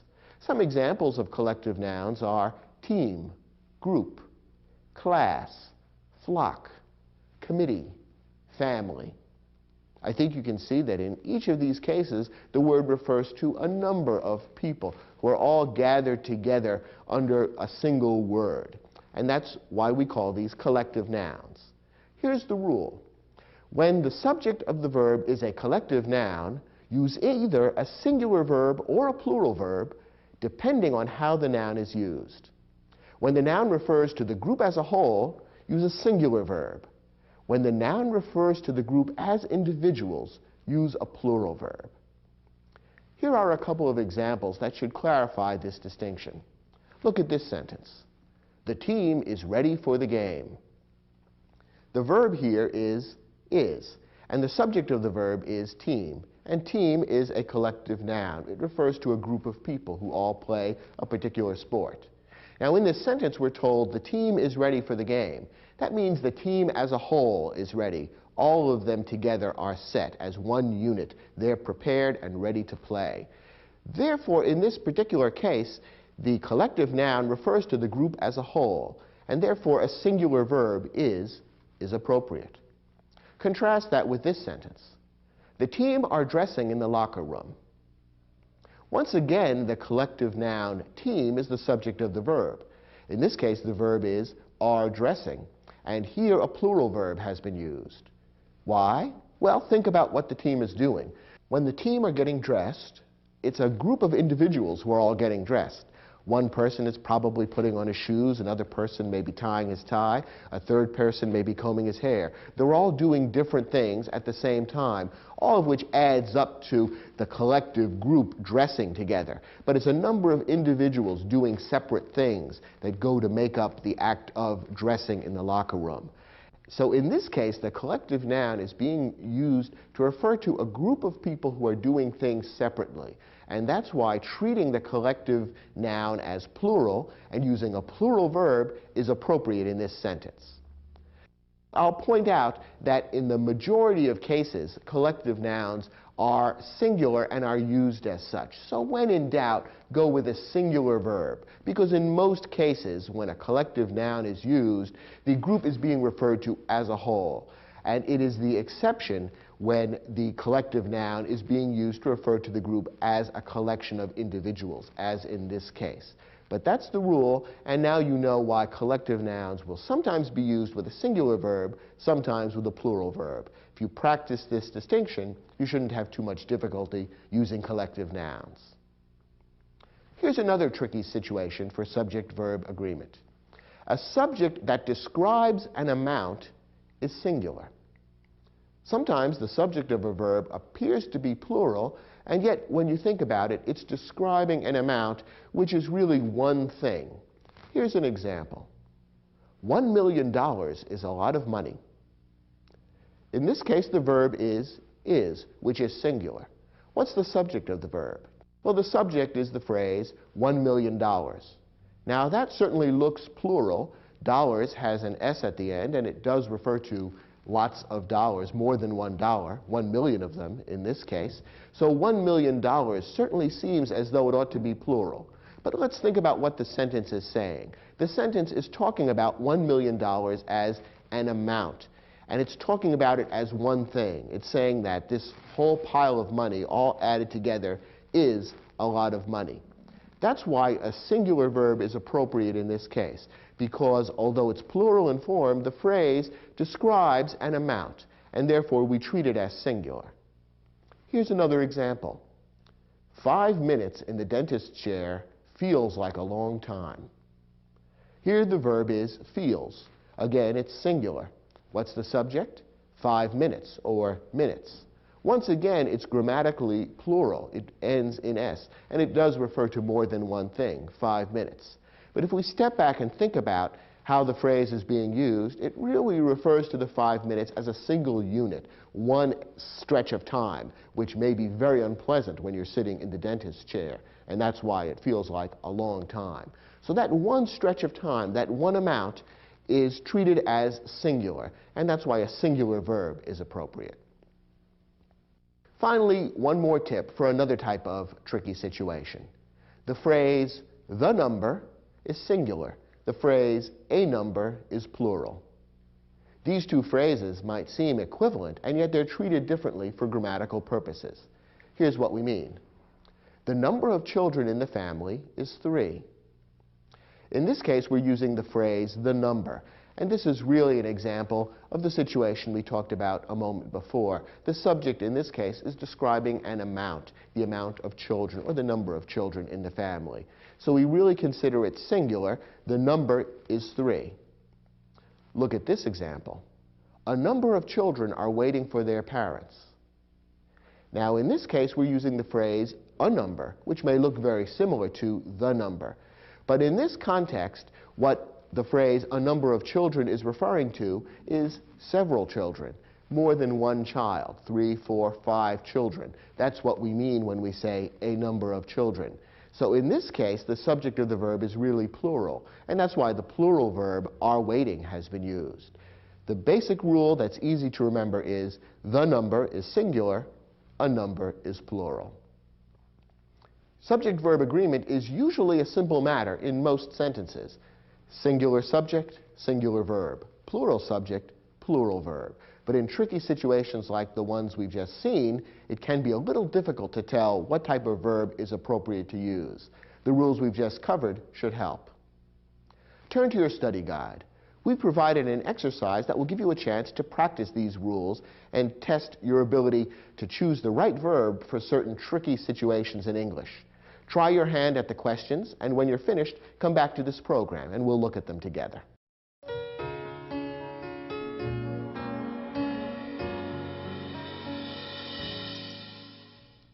In each of these sentences, a verb was omitted, and your job is to decide which of the two verbs you're given to choose from is correct in the context. In each case, the two verbs that are provided are first singular, then plural. So if you could figure out whether the subject was singular or plural, it would be pretty easy to choose the correct verb. Let's see how well you did. The first example reads, 400 pages seems or seem like an awfully long reading assignment for the holiday weekend. Here the two verbs are singular seems, plural seem. What's the subject, and is it singular or plural? Well, the subject is the amount, 400 pages. It looks plural, and it certainly is plural in form, since pages ends in S, and it does refer to more than one page, in fact, 400 pages. But remember our rule that a subject that describes an amount is normally singular. In this case, the entire amount, 400 pages, that long book, is being treated and considered as a single thing. That whole amount is a long reading assignment. And that's why the singular verb seems would actually be correct. Remember that when the subject is plural in form, but it describes an amount which is treated as one thing, you want a singular verb. And that's why seems would be correct in this sentence. Our next example. Neither of the injured dancers is or are feeling well enough to perform this evening. Here we have a choice between the singular verb is and the plural verb are. Which is correct? Well, the subject is neither. And you might recall that neither is one of the pronouns that's an indefinite pronoun which is always singular. That's one of the pronouns on that list which would always be singular. And in fact, if you think about how the pronoun is being used, you can see that it refers to one person. When we say neither of the dancers, we mean each one of them, one at a time. We're considering that each of them individually is not feeling well enough to perform this evening. Since we're talking about each of the dancers one at a time, it should be considered singular. And the pronoun neither is singular grammatically, and that's why the singular verb is would be correct in this sentence. Our next example. The orchestra has or have recently completed a successful tour of several Asian countries. Now, in this sentence, the subject is the collective noun orchestra. The word orchestra is singular in form, but it refers to a large number of people. 80, 90, 100 people go together to make up an orchestra. So it's a collective noun. And remember, a collective noun may be either singular or plural, depending on how it's used. Most often, a collective noun is singular, and that is when the collective noun is being used to refer to the group as a whole, doing one action together. In some exceptional circumstances, the collective noun may be plural if the sentence is describing actions taken by each of the individual members of the collective noun. How is this collective noun being used? Well, we're told that the orchestra completed a successful tour of several Asian countries. Does that describe an action taken separately by all of the individual members of the orchestra? The oboists, the drummers, the fiddle players, the horn players? No, it's describing something that the entire orchestra did together as a unit. Therefore, the collective noun is being used to refer to the group as a unit and should be considered singular. So we want the singular verb has rather than the plural verb have. The sentence should read, the orchestra has recently completed a successful tour of several Asian countries. The next sentence. All of the stonemasons working on the cathedral is or are residents of Harlem. Once again, we have to decide whether the subject is singular or plural. Now, what is the subject of the verb? Is it cathedral, stonemasons, or all? It's actually the pronoun all. The sentence is not saying something that the cathedral is or are, nor is it saying something that the stonemasons is or are. It's saying something that all is or are. And in the next lesson in this program, we'll explain exactly why the pronoun all should be zeroed in on as the subject of the verb. It's a little bit tricky in its own right. But the indefinite pronoun all is the subject of this verb. Now, is all singular or plural? Remember that all is one of the 5 indefinite pronouns that we call the sanam pronouns. Some, all, none, any, and most. Those 5 pronouns may be either singular or plural, depending on how they're used. Now, in this case, is the pronoun all referring to one or more than one person? Remember our tip. Look at the prepositional phrase that follows the sanam pronoun, and that will give you a clue as to whether one or more than one subject is being referred to. Here, the prepositional phrase that follows the pronoun all is of the stonemasons, and the object of that preposition of is masons, which is plural. So taken together, the entire phrase, all of the stonemasons, is referring to more than one person. It's a group of stonemasons. So in this case, the sanam pronoun all is being used as a plural pronoun, and so a plural verb is necessary. The sentence ought to read, all of the stonemasons working on the cathedral are residents of Harlem, plural. And our last example, everyone in the class was or were surprised at how easy the final exam was. Once again, an indefinite pronoun is being used as the subject of the verb. In this case, the indefinite pronoun is everyone. Now remember what we said. All indefinite pronouns that end in either body or one are always singular. So everyone, someone, no one, all 3 of those indefinite pronouns would always be treated as singular grammatically. So we need a singular verb in this sentence, and it ought to read, everyone in the class was surprised at how easy the final exam was. Were you surprised at how easy these questions were? I hope so. Let's move on to our next lesson.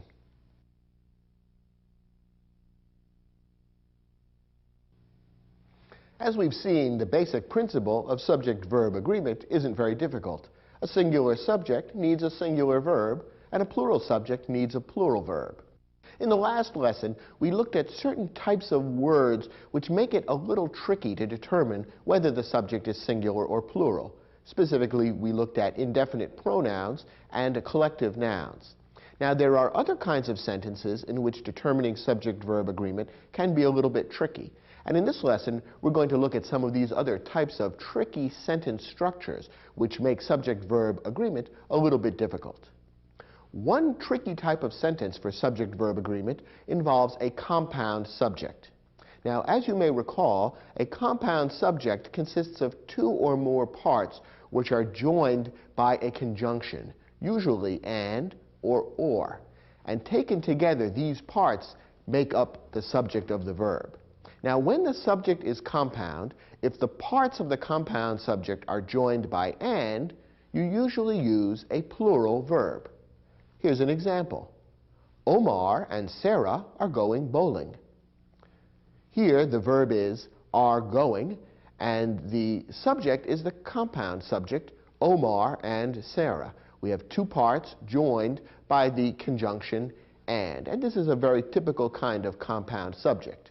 Notice that although each of the parts of the compound subject is singular, Omar, Sarah, each of these is a singular word, taken together, they make up a compound subject which is treated as plural.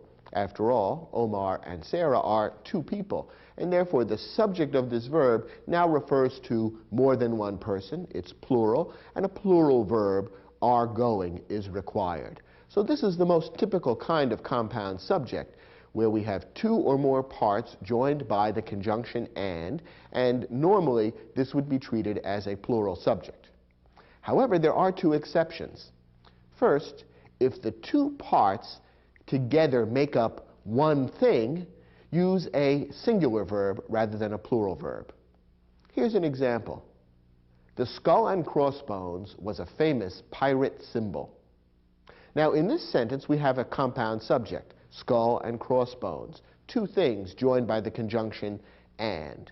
So your immediate inclination would probably be to say, well, this is a plural subject, and so we need a plural verb.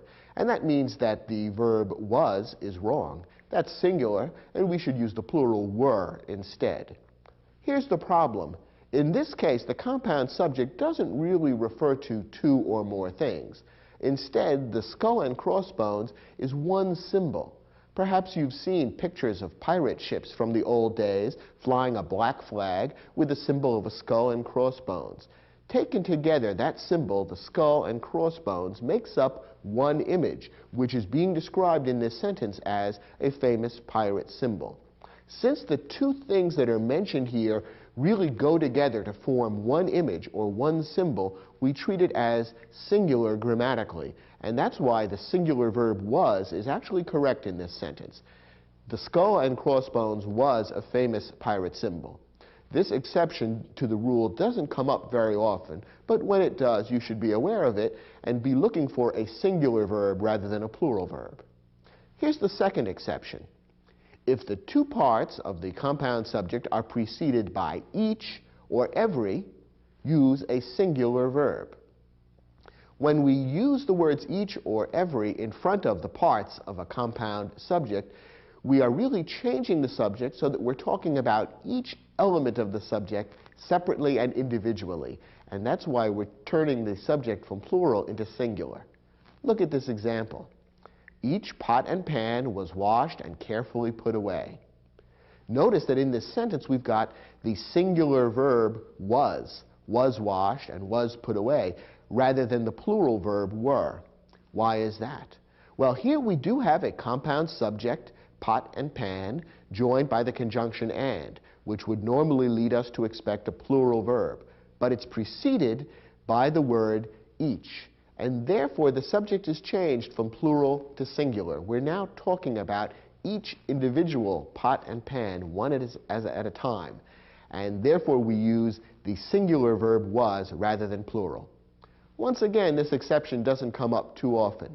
90% of the time, when you have a compound subject that consists of two or more parts joined by the conjunction and, you want a plural verb. But in this particular case, you want a singular verb instead. Now, when the subject is compound, if the parts of the compound subject are joined by the conjunction or, we have a different rule. In this case, the verb should match the subject that is closest to the verb. This is a slightly strange and surprising rule, but let's look at a couple of examples and you'll see how it works. Either Andre or his parents have left an umbrella in the closet. Now, here we have a compound subject which consists of two parts, Andre, his parents. Now, notice that one of the parts is singular, Andre, the other is plural, his parents, and they're joined by the conjunction or. That means the rule kicks in that the verb should agree with whichever subject is closer to the verb. We have two subjects, one singular, one plural. Which one is closer to the verb have left? Well, his parents is closer to the verb than Andre. Since the plural subject is closer to the verb, it comes second in the compound subject. The verb should also be plural. So have left is correct. What does this mean? It means that if you were to reverse the order of the parts in the compound subject in this particular sentence, the verb would have to change. So if the sentence were changed to read like this, either Andre's parents or Andre, then the verb would have to be has left. Singular would now be correct because Andre, the singular subject, is now closer to the verb than the plural subject. So it does make a difference what order the subjects are given in this particular type of situation. So when the compound subject consists of two or more parts separated by or, decide on subject-verb agreement by looking at the subject that's closer to the verb. One more example. The students or their teacher is expected to close the classroom door. Same kind of situation. Here we have two subjects separated by or. Students, their teacher. The first one, students, is plural. Their teacher is singular. Which one should the verb match? Well, since their teacher is closer to the verb, is expected is correct. That's a singular verb, and it matches up with their teacher, which is also singular. We've been talking about compound subjects quite a bit. Here's another somewhat tricky or misleading situation that many students get wrong. Words like as well as and in addition to do not create a compound subject. Now, you might think that words or phrases like as well as and in addition to should be grammatically the same as the word and. After all, they mean much the same thing. But grammatically, they are treated differently. The conjunction and creates a compound subject when it's used to join two words or phrases describing subjects of the verb. However, when the phrase as well as or the phrase in addition to is used in place of the conjunction and, the effect is different. Take a look at this sentence. The principal, as well as her husband, was a special guest at the awards banquet.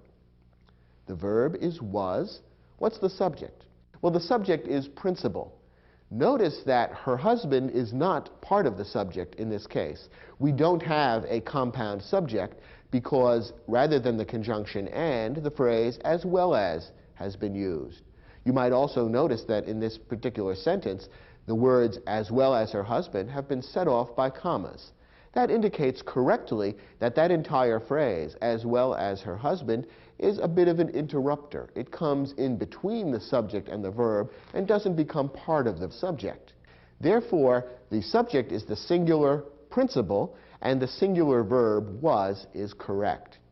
If we were to take away the words as well as and substitute the conjunction and, notice what would happen.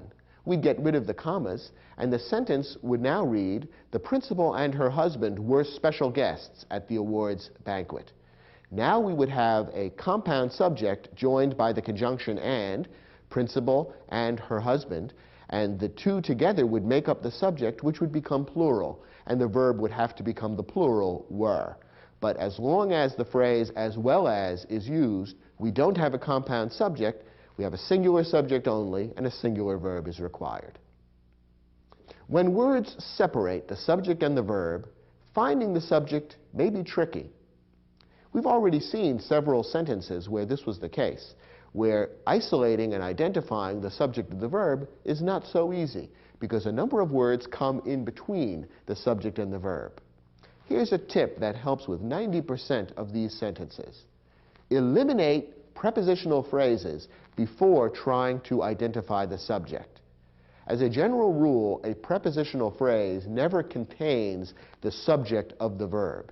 And therefore, when you're looking for the subject of a sentence, in order to make sure that you've got subject-verb agreement correct, you can mentally eliminate all the prepositional phrases, all the phrases that begin with those little prepositions, words like of, in, by, for, from, to, with, and so on. Eliminate those prepositions and the words that follow them, and what remains must contain the subject. That's an easy way of eliminating all the words that might distract you from isolating the real subject and therefore confuse you as to how subject-verb agreement should work. If you can eliminate the prepositional phrases, that will help you a lot in zeroing in on the correct subject of the verb. Take a look at this example. The distance between the Earth and the more distant stars of our galaxy is difficult to measure. In this case, the verb is easy to find, as it usually is in most sentences. The verb is. Now that's a singular verb. Is the sentence correct or incorrect? Well, we have to identify the subject in order to determine whether a singular verb is correct or incorrect. Now, what is the subject? What is it that's difficult to measure? Is it the distance? Is it the Earth? Is it the stars? Is it the galaxy? All of those are nouns, and any one of them could be the subject of the verb. But which one really is the subject of the verb? Well, in order to figure out what's difficult to measure, we need to eliminate prepositional phrases. That will help us zero in on what the real subject of the verb is. And there are a few prepositional phrases here. Between the Earth and the more distant stars is one prepositional phrase, and of our galaxy is another prepositional phrase. Between and of are both prepositions, and the words that follow those prepositions and are linked to them are the objects of the prepositions. By eliminating those phrases, we can see that what's left is the distance. And in fact, that makes sense. After all, that's what is difficult to measure. The distance is what is difficult to measure. So the sentence is saying that the distance is difficult to measure. Distance is a singular word, and so the singular verb is correct.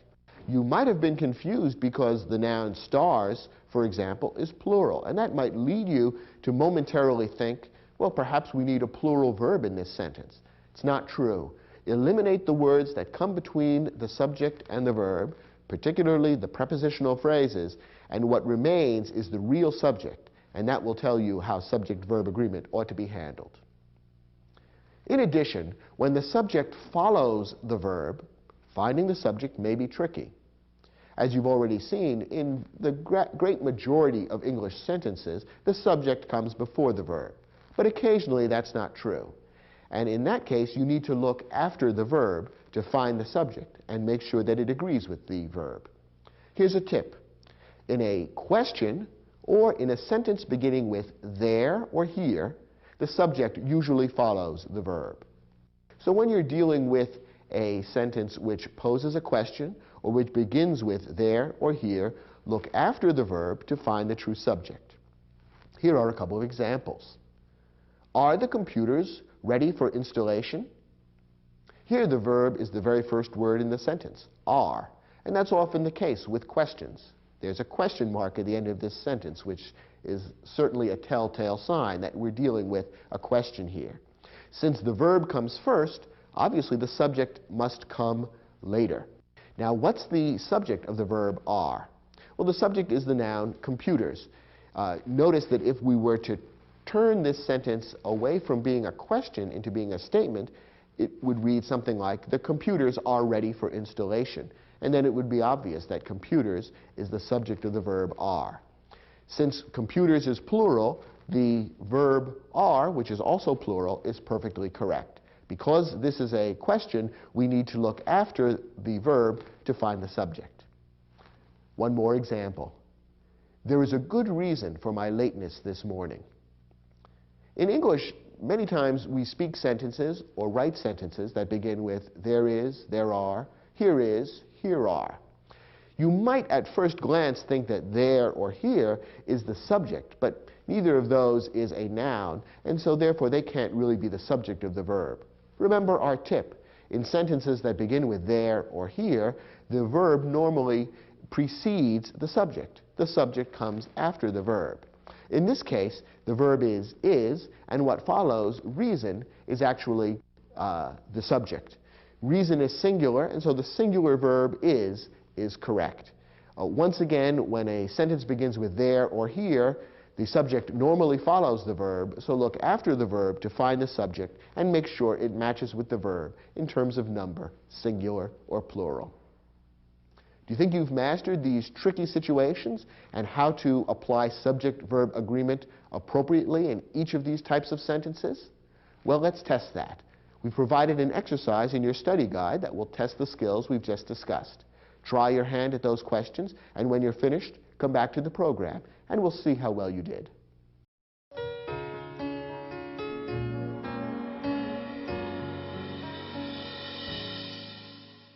Once again, in this exercise, your job is to select the correct verb to match up properly with the subject.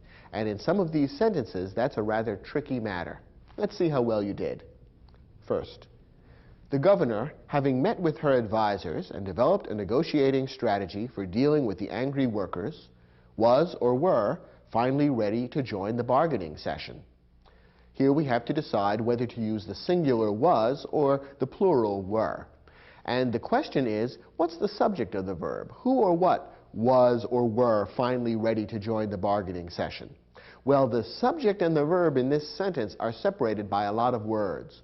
One clue in this case is that there's a comma representing a pause surrounding a lengthy phrase here in the middle of the sentence. I'm referring to the words, having met with her advisors and developed a negotiating strategy for dealing with the angry workers. All of those words are giving more information about or modifying the governor. So all of that is a bit of an interruption, an aside. It's something that gives additional information about the governor, but which is not part of the actual subject. The person who was or were finally ready to join the bargaining session was or is the governor. So the word governor is the subject of the verb. Governor is singular, it only refers to one person, and so the singular verb was would be correct. Notice how in order to identify the proper subject in this sentence, you have to ignore all the words that come between the subject and the verb. And don't be distracted by them. You might see, for example, the word workers, which is plural, and think, well, maybe workers, plural verb requires, plural noun requires a plural verb. But that's not the case, because the workers, that's not the subject of the verb. The workers were not finally ready to join the bargaining session. It's the governor who was finally ready. Singular subject, singular verb. Next example. Here in the deepest recesses of the ocean is or are some of the most mysterious creatures on earth. Remember our rule that a sentence beginning with there or here usually has the subject following the verb. And that's the case here as well. The verb is or are, and what follows is what is or are in the deepest recesses of the ocean. What's the subject? The subject is some of the most mysterious creatures on earth. It's that indefinite pronoun some, which is the true subject of the verb is or are. Now, is some singular or plural? Now we kick in with one of our rules from earlier in this program. Remember that some is one of the 5 San-am pronouns. Some, all, none, any, and most. Each of these 5 indefinite pronouns may be either singular or plural, depending on how the pronoun is used in the sentence. And as a clue, we said, check out the prepositional phrase that follows. That will usually tell you whether the San-am pronoun is singular or plural. In this case, the San-am pronoun some is followed by the prepositional phrase, of the most mysterious creatures on earth. Since the pronoun is referring to some of the most mysterious creatures, plural, the pronoun is being used as plural in this case as well. Some, therefore, is plural, and the proper verb to go with that subject would also be plural. So the verb should be are, and the sentence would read, here in the deepest recesses of the ocean are some of the most mysterious creatures on earth. In effect, this sentence tested 2 of your rules. First, that in a sentence beginning with here or there, the subject usually follows the verb. And second, with a San-am pronoun, you usually need to look at the prepositional phrase that follows the pronoun to determine whether it's singular or plural. Next example. Either the members of the defensive squad or Coach Mayo himself is or are sure to have some explanation for the way the game ended. Now, what's the subject of the verb is or are? In this case, we have a compound subject, 2 items, 2 parts, connected by the conjunction or. Here's where our rule kicks in. Remember that when the parts of a compound subject are joined by the conjunction or, the verb should match the subject that's closer to the verb. Now, in this case, we have 2 parts, the members of the defensive squad, which is plural, and Coach Mayo, which is singular. That refers to just one person. Which of these 2 parts is closer to the verb? The answer is Coach Mayo, which is singular. So we want a singular verb. The sentence ought to read, either the members of the defensive squad or Coach Mayo himself is sure to have some explanation for the way the game ended. If the 2 parts of the subject were to be reversed in order, if Coach Mayo came first and the members of the defensive squad came second, then the verb ought to be plural. But that's not the way the sentence is written, and therefore the singular verb is what we want. Next example. The story of the 400 members of the 29th Cavalry and their heroic exploits on several battlefields is or are truly remarkable. Once again, we have a sentence in which there are a lot of words that separate the verb from the real subject. Remember one of our tips. When you're in doubt as to where the subject of a sentence really is, eliminate all the prepositional phrases, because the subject of the verb will not be found in the prepositional phrase. This sentence has quite a few prepositional phrases. Look at them with me. Of the 400 members. That's a prepositional phrase beginning with the preposition of. Of the 29th Cavalry and their heroic exploits. Again, a prepositional phrase beginning with the preposition of. On several battlefields.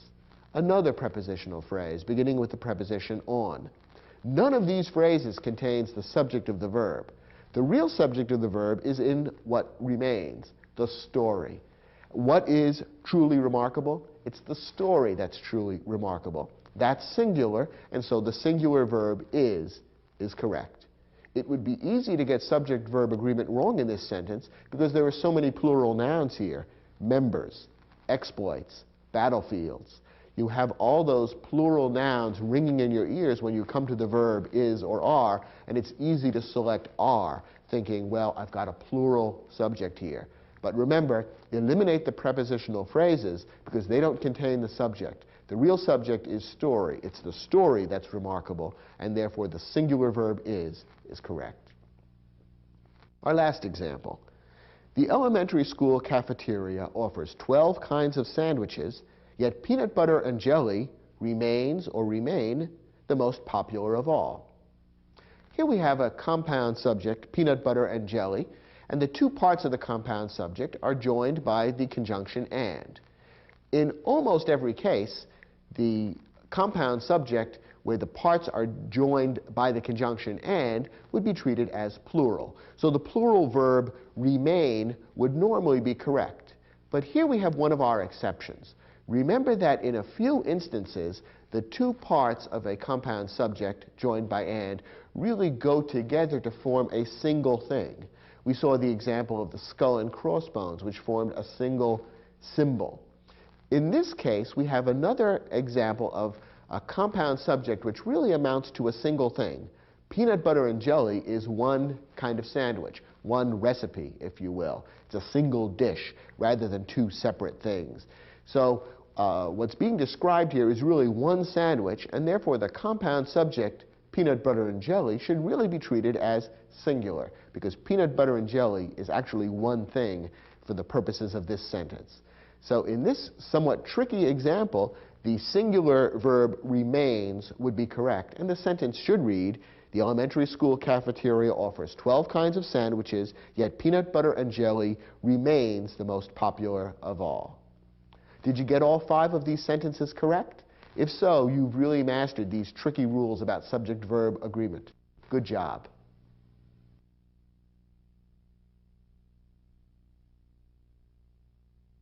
So far, we've been talking about agreement between subjects and verbs. In this lesson, we're going to talk about agreement between pronouns and antecedents. As you know, a pronoun is a word that takes the place of a noun, and the noun to which the pronoun refers, or whose place the pronoun takes, is called its antecedent. The antecedent may or may not appear in the same sentence or paragraph. Sometimes you have to do a little thinking to figure out what the antecedent of the pronoun is. Nonetheless, it's important that the pronoun and its antecedent match in a couple of ways. The basic rules are these. First, a pronoun must agree with its antecedent in number. That is, a singular antecedent requires a singular pronoun. A plural antecedent requires a plural pronoun. Second, a pronoun must agree with its antecedent in gender. By gender, we mean masculine, feminine, or neuter. Now, in the English language, gender is natural. In other words, masculine, feminine, and neuter are used grammatically in English simply the way the same qualities exist in the natural world. Thus, human beings all have gender. They're either masculine or feminine, and inanimate objects are normally neuter. Sometimes animals are treated as having gender. A cow would normally be a she because a cow is feminine, whereas a bull would be considered a he because a bull is masculine. In other cases, however, animals could be treated as neuter. You could probably get away with calling a cow and a bull it. Both could be treated with the neuter pronoun it. And it's very rare that inanimate objects other than human beings or animals are assigned a gender in English. They're almost always treated as neuter. Once in a while, an inanimate object may be treated as masculine or feminine. For example, sometimes someone might speak about their boat as being she, but that's rather rare and unusual. So for all practical purposes in the English language, gender is natural and not purely grammatical. Of course, this is different from some other languages that you may know, where it's necessary to memorize the gender of long lists of nouns. The sun, the moon, the stars, all of these are assigned masculine or feminine attributes grammatically. That's not the case in English. All of those inanimate objects would simply be referred to as it, using the neuter pronoun. However, when you're dealing with human beings, and in some cases with animals, you do need to be aware of gender and use masculine or feminine appropriately. The pronouns he, him, and his are masculine. The pronouns she, her, and hers are feminine. The neuter pronouns are it and its, and these are used for antecedents that are neither masculine nor feminine. Notice that the plural pronouns they, them, and their can be used for antecedents of any gender, masculine, feminine, or neuter. So once you move from singular to plural, everything becomes very simple. You don't have to worry about gender anymore. Again, these basic rules are quite simple, and in most sentences you won't run into any difficulty in following them and making sure that the pronouns and antecedents match both in number and in gender. But there are a few tricky situations that arise, and we'll cover those now. First, use a singular pronoun to refer to a singular indefinite pronoun. Use a plural pronoun to refer to a plural indefinite pronoun. Now, we've seen earlier in this program that indefinite pronouns can be tricky to use in terms of their singular and plural qualities. Indefinite pronouns may sometimes seem to refer to plural qualities, that is, to groups of people, and yet be treated as grammatically singular. All the same rules that we discussed earlier in this program about which indefinite pronouns are singular and which ones are plural would apply when matching them up with pronouns that refer back to these pronouns. So follow the same rules in terms of singular and plural, and any pronouns that refer back to indefinite pronouns should be used correctly in your sentences. Here's an example. Each of the men was waiting for his wife. Now, here we have the pronoun his referring back to the antecedent each. Each of the men was waiting for his wife. Whose wife? Each of their wives. So each is the antecedent of the pronoun his. So we have a pronoun acting as an antecedent for another pronoun, which can sometimes happen. Now remember, the antecedent and the pronoun must match in number. So in order to determine whether the pronoun his is correct, we need to look back at that antecedent and decide whether it's singular or plural. Is the antecedent each singular or plural? Well, remember that the indefinite pronoun each is one of the ones on the list that are always singular. Each is always singular, and therefore to refer back to it with a singular pronoun is perfectly correct. Notice, too, that the verb was waiting is also singular, and that's also correct. So the entire sentence is singular. Each is a singular indefinite pronoun. The singular verb was waiting is correct, and the singular pronoun his, referring back to each, is also correct. Here's a different example. Many of the women were waiting for their husbands. Now here we have the pronoun their, which refers back to the antecedent many. Many were waiting for their husbands. Now what about that pronoun many? Is it singular or plural? Again, it's an indefinite pronoun, so the answer isn't necessarily obvious. Once again, many is one of our sanam pronouns, those 5 pronouns which may be either singular or plural, depending on how they're used. And our tip is always to look at the prepositional phrase that follows the sanam pronoun to help you determine whether it's singular or plural. In this case, many is followed by the prepositional phrase of the women, and the object of that prepositional phrase is plural, women. Therefore, the sanam pronoun many is also plural, and there, the pronoun that refers back to many, is also correct. Many is plural, the verb were waiting is plural, and there is also plural. All these 3 match together, and therefore the sentence is perfectly correct. So When you're using a pronoun that refers back to an indefinite pronoun, use the rules we've already talked about to determine whether that indefinite pronoun is singular or plural, and choose the next pronoun appropriately to match. Now, when the antecedent of a singular pronoun may be either male or female, you need to use he or she, him or her, or his or hers. Remember, we saw that with singular pronouns, gender is an issue, masculine and feminine. With plural pronouns, it's not an issue, because in English, there are no masculine and feminine genders for plural pronouns. So when you're setting up a singular pronoun, you need to know whether the antecedent is male or female.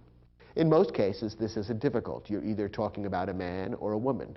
But sometimes the antecedent may be of uncertain gender, and I don't just mean someone who looks strange walking down the street. What I'm talking about is a sentence like this one. Everyone should bring his or her notebook to class. Now here we have the phrase his or her. Both masculine and feminine pronouns are being used here, and that's correct for a specific reason. What is the antecedent of his or her? What does his or her refer to? Well, it refers back to the indefinite pronoun everyone. And when you think about what's being said in this sentence, we can't really tell whether everyone refers to a male or a female. Now, this might be false in a specific circumstance. For instance, suppose this happened to be a class made up of nothing but men. Perhaps it's a class on how to be a better father, in which case we would know that everyone in the class is a male, and we could assume then that everyone refers only to males. And we would write the sentence differently. We could say, everyone should bring his notebook to class. On the other hand, it could be a class made up only of women. It could be a class in auto repair for women. If everyone in the class were female, then the sentence could correctly read, everyone should bring her notebook to class. However, most classes nowadays include both men and women. And so the indefinite pronoun everyone needs to be considered in this case as possibly either masculine or feminine. Under these circumstances, the correct way to set up the sentence is by using the phrase his or her. And that's what we've done in this sentence. Everyone should bring his or her notebook to class. That way, no matter whether the individual student is male or female, the correct pronoun would have been used. Now, this sentence is an interesting example of how language reflects social changes. At one time, the rule for this kind of sentence was different. The rule at one time, a number of years ago, was that in English, you would use the masculine pronoun in a sentence like this. The idea seemed to be that girls were invisible. Women could be ignored, or they would simply be considered as included within the masculine pronoun. And there are still a few very old-fashioned writers who still follow that rule. They would write this sentence, everyone should bring his notebook to class. And they would say, well, if the women don't like it, that's too bad. That's the way I learned grammar when I was a child back before the war. Some of these old-fashioned writers are the same people who complain about having women commentators at football games. The rule that most people follow nowadays is not to use the masculine pronoun, but the rule we've given you, to use his and her. That's considered more correct and polite, and it does recognize half of the human race appropriately. There is one problem with this construction. It can feel a little bit awkward, and if the same kind of construction occurs 2 or 3 times in a paragraph, it can feel especially awkward. If you find yourself writing a paragraph in which you are saying his or her, he and she, over and over again, it begins to feel a little bit uncomfortable. You're throwing in so many extra words. Here's a tip for how to get out of that problem. For a more graceful sentence, try rewriting it in plural form. Here's the clever thing about the English language.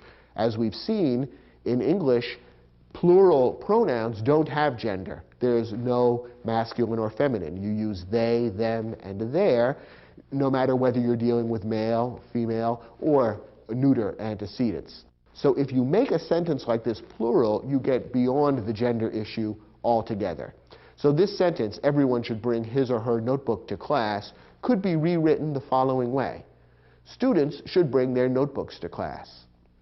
Now we've used the plural pronoun there to refer back to the antecedent students, And there is neither masculine nor feminine. It includes males, females, what have you. And so this gets around the question of gender and makes for a shorter, more concise, and a little more graceful sentence. So if you find yourself writing a number of sentences with his or her, he or she, over and over again, and it is beginning to feel awkward, stop and look at the sentence and see whether you couldn't say the same thing using a plural structure instead. That's an easy way to get around the gender issue without offending half of the human race. And it's a clever trick that skilled writers often use. Now that you've learned a few basic tips about how to master pronoun and antecedent agreement, turn to your study guide and try the exercise, which will test those skills. When you're finished, come back to this program and we'll take a look at those questions together.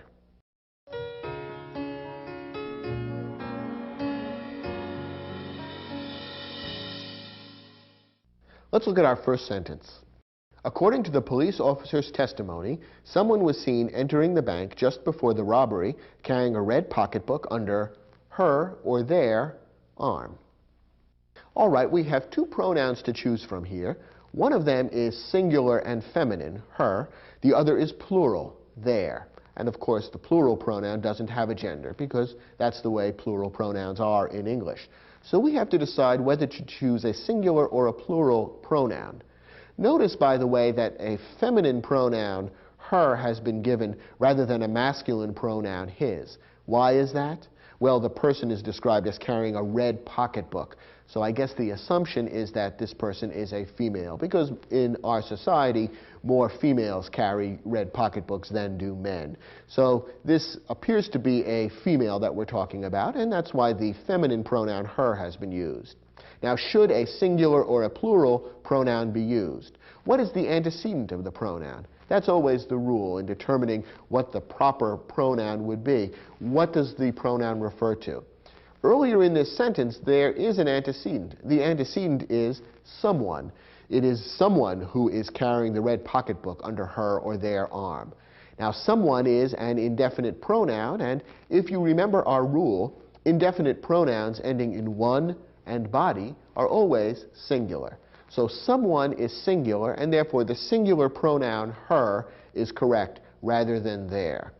Notice, by the way, that some writers would incorrectly use the pronoun their in this sentence, a plural pronoun, even though the antecedent is clearly singular, someone. Why do some writers use this? They use it as a way of getting around the gender issue, having to choose a masculine or a feminine pronoun. However, that's not an appropriate way to get around the gender issue by creating a mistake in terms of number. Someone is singular, and therefore you have to use a singular pronoun. As we saw in the lesson, if you're uncertain of the gender that is being referred to, you can use his or her, he or she, him or her. That would be the correct way of dealing with the gender issue.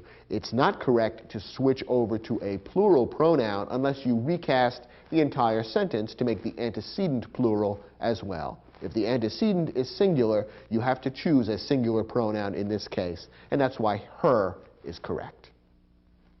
Next example.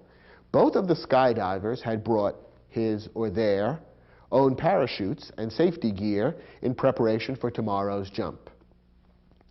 His or their are the two pronouns we have to choose from. Again, one is singular and one is plural. Which is correct?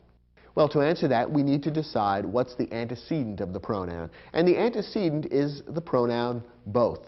Again, it's an indefinite pronoun, and if you recall your rules, you'll remember that both as a pronoun is always plural in meaning. Therefore, the second pronoun in this sentence should also be plural to match its antecedent. The correct word here is their, and the sentence should read, both of the skydivers had brought their own parachutes and safety gear in preparation for tomorrow's jump. The sentence is plural all the way through. Next example. Anyone who wants to attend next Saturday's dance at the Rotary Club can pick up his or her or their ticket at the information booth on Vincy Street. Once again, we have a singular or plural issue. We've been offered two choices of pronouns, his or her, which is singular, or their, which is plural. Which is correct? You might be tempted to choose there because in a general way the meaning of the sentence seems to be referring to more than one person. People who want to go to the dance at the Rotary Club would probably be more than one person. We're probably, in a general way, talking about a group of people. So your inclination might be to say, well, this is plural, and so the plural pronoun there is correct. But that's not how grammar works. Rather than going vaguely by the meaning of the sentence, you have to look for the actual antecedent. And the antecedent, that is the word to which the pronoun refers, is anyone. And remember our rule, those indefinite pronouns that end in body and one are always grammatically singular. Even in sentences like this, where they seem to refer to more than one person, grammatically we treat them as singular, and therefore the pronoun referring back to them should also be singular. Therefore we choose the singular pronoun his or her in this case.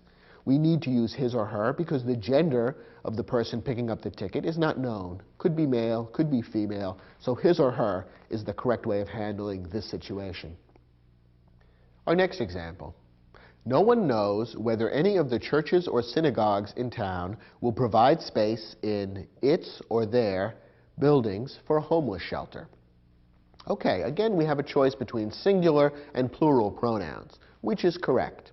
To answer that, once again we have to find the antecedent. Which word earlier in the sentence is being referred to by its or their? Is it churches? Is it synagogues? Well, not exactly. It's really any. No one knows whether any blah, blah, blah will provide space in its or their buildings for a homeless shelter. Once again, we kind of ignore the prepositional phrase in determining what the antecedent is. So its or their, that pronoun refers back to any, the indefinite pronoun. So once again, we have to ask, is any singular or plural? And any is one of those 5 Sanam pronouns, which may be either singular or plural, depending on the context. And remember our rule. Look at the prepositional phrase that follows the Sanam pronoun to determine whether it's singular or plural in this particular case. Here, the Sanam pronoun any is followed by the prepositional phrase of the churches or synagogues in town. Churches, synagogues, both of those objects of the preposition of are plural. So the Sanam pronoun any is also plural in this particular context. So therefore the pronoun that refers back to any later in the sentence should also be plural. There. The sentence should read, no one knows whether any of the churches or synagogues in town will provide space in their buildings for a homeless shelter. Next sentence. Either Nadia or her sister didn't finish her or their dinner. Once again, we have to choose either a singular or a plural pronoun. Notice that the singular pronoun, her, is feminine because Nadia and her sister are clearly both female, and so there's no question of his or her. We have to choose either her or their, depending on whether the antecedent is singular or plural. Once again, if you look at the sentence in a general way, you might be tempted to choose the plural pronoun because, after all, Nadia and her sister are both involved in the action here. But the correct answer is her, because the real antecedent is the singular pronoun either. Remember that the indefinite pronoun either is one of the pronouns in the group that would always be considered singular. So since one or the other is being referred to by the singular indefinite pronoun either, the singular pronoun her is correct rather than the plural pronoun there.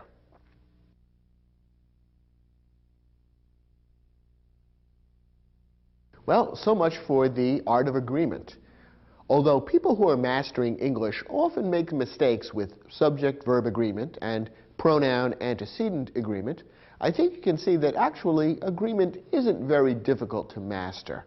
It's basically a matter of, first, learning some rules about what kinds of words are singular and what kinds of words are plural, and then second, knowing where to look. It's a little bit like being an auto mechanic. Picking the correct spark plugs for a particular engine isn't that difficult. You just need to know where to look in the manual to find the specifications that will apply to a particular car. In the same way, once you learn how to look at the sentence and find the subject or find the antecedent, then picking the correct verb or pronoun isn't terribly difficult. Keep practicing these skills, and I'm sure you'll find that they will come more and more naturally to you as time passes. Thanks for watching, and I'll look forward to speaking with you again on other programs in this grammar series.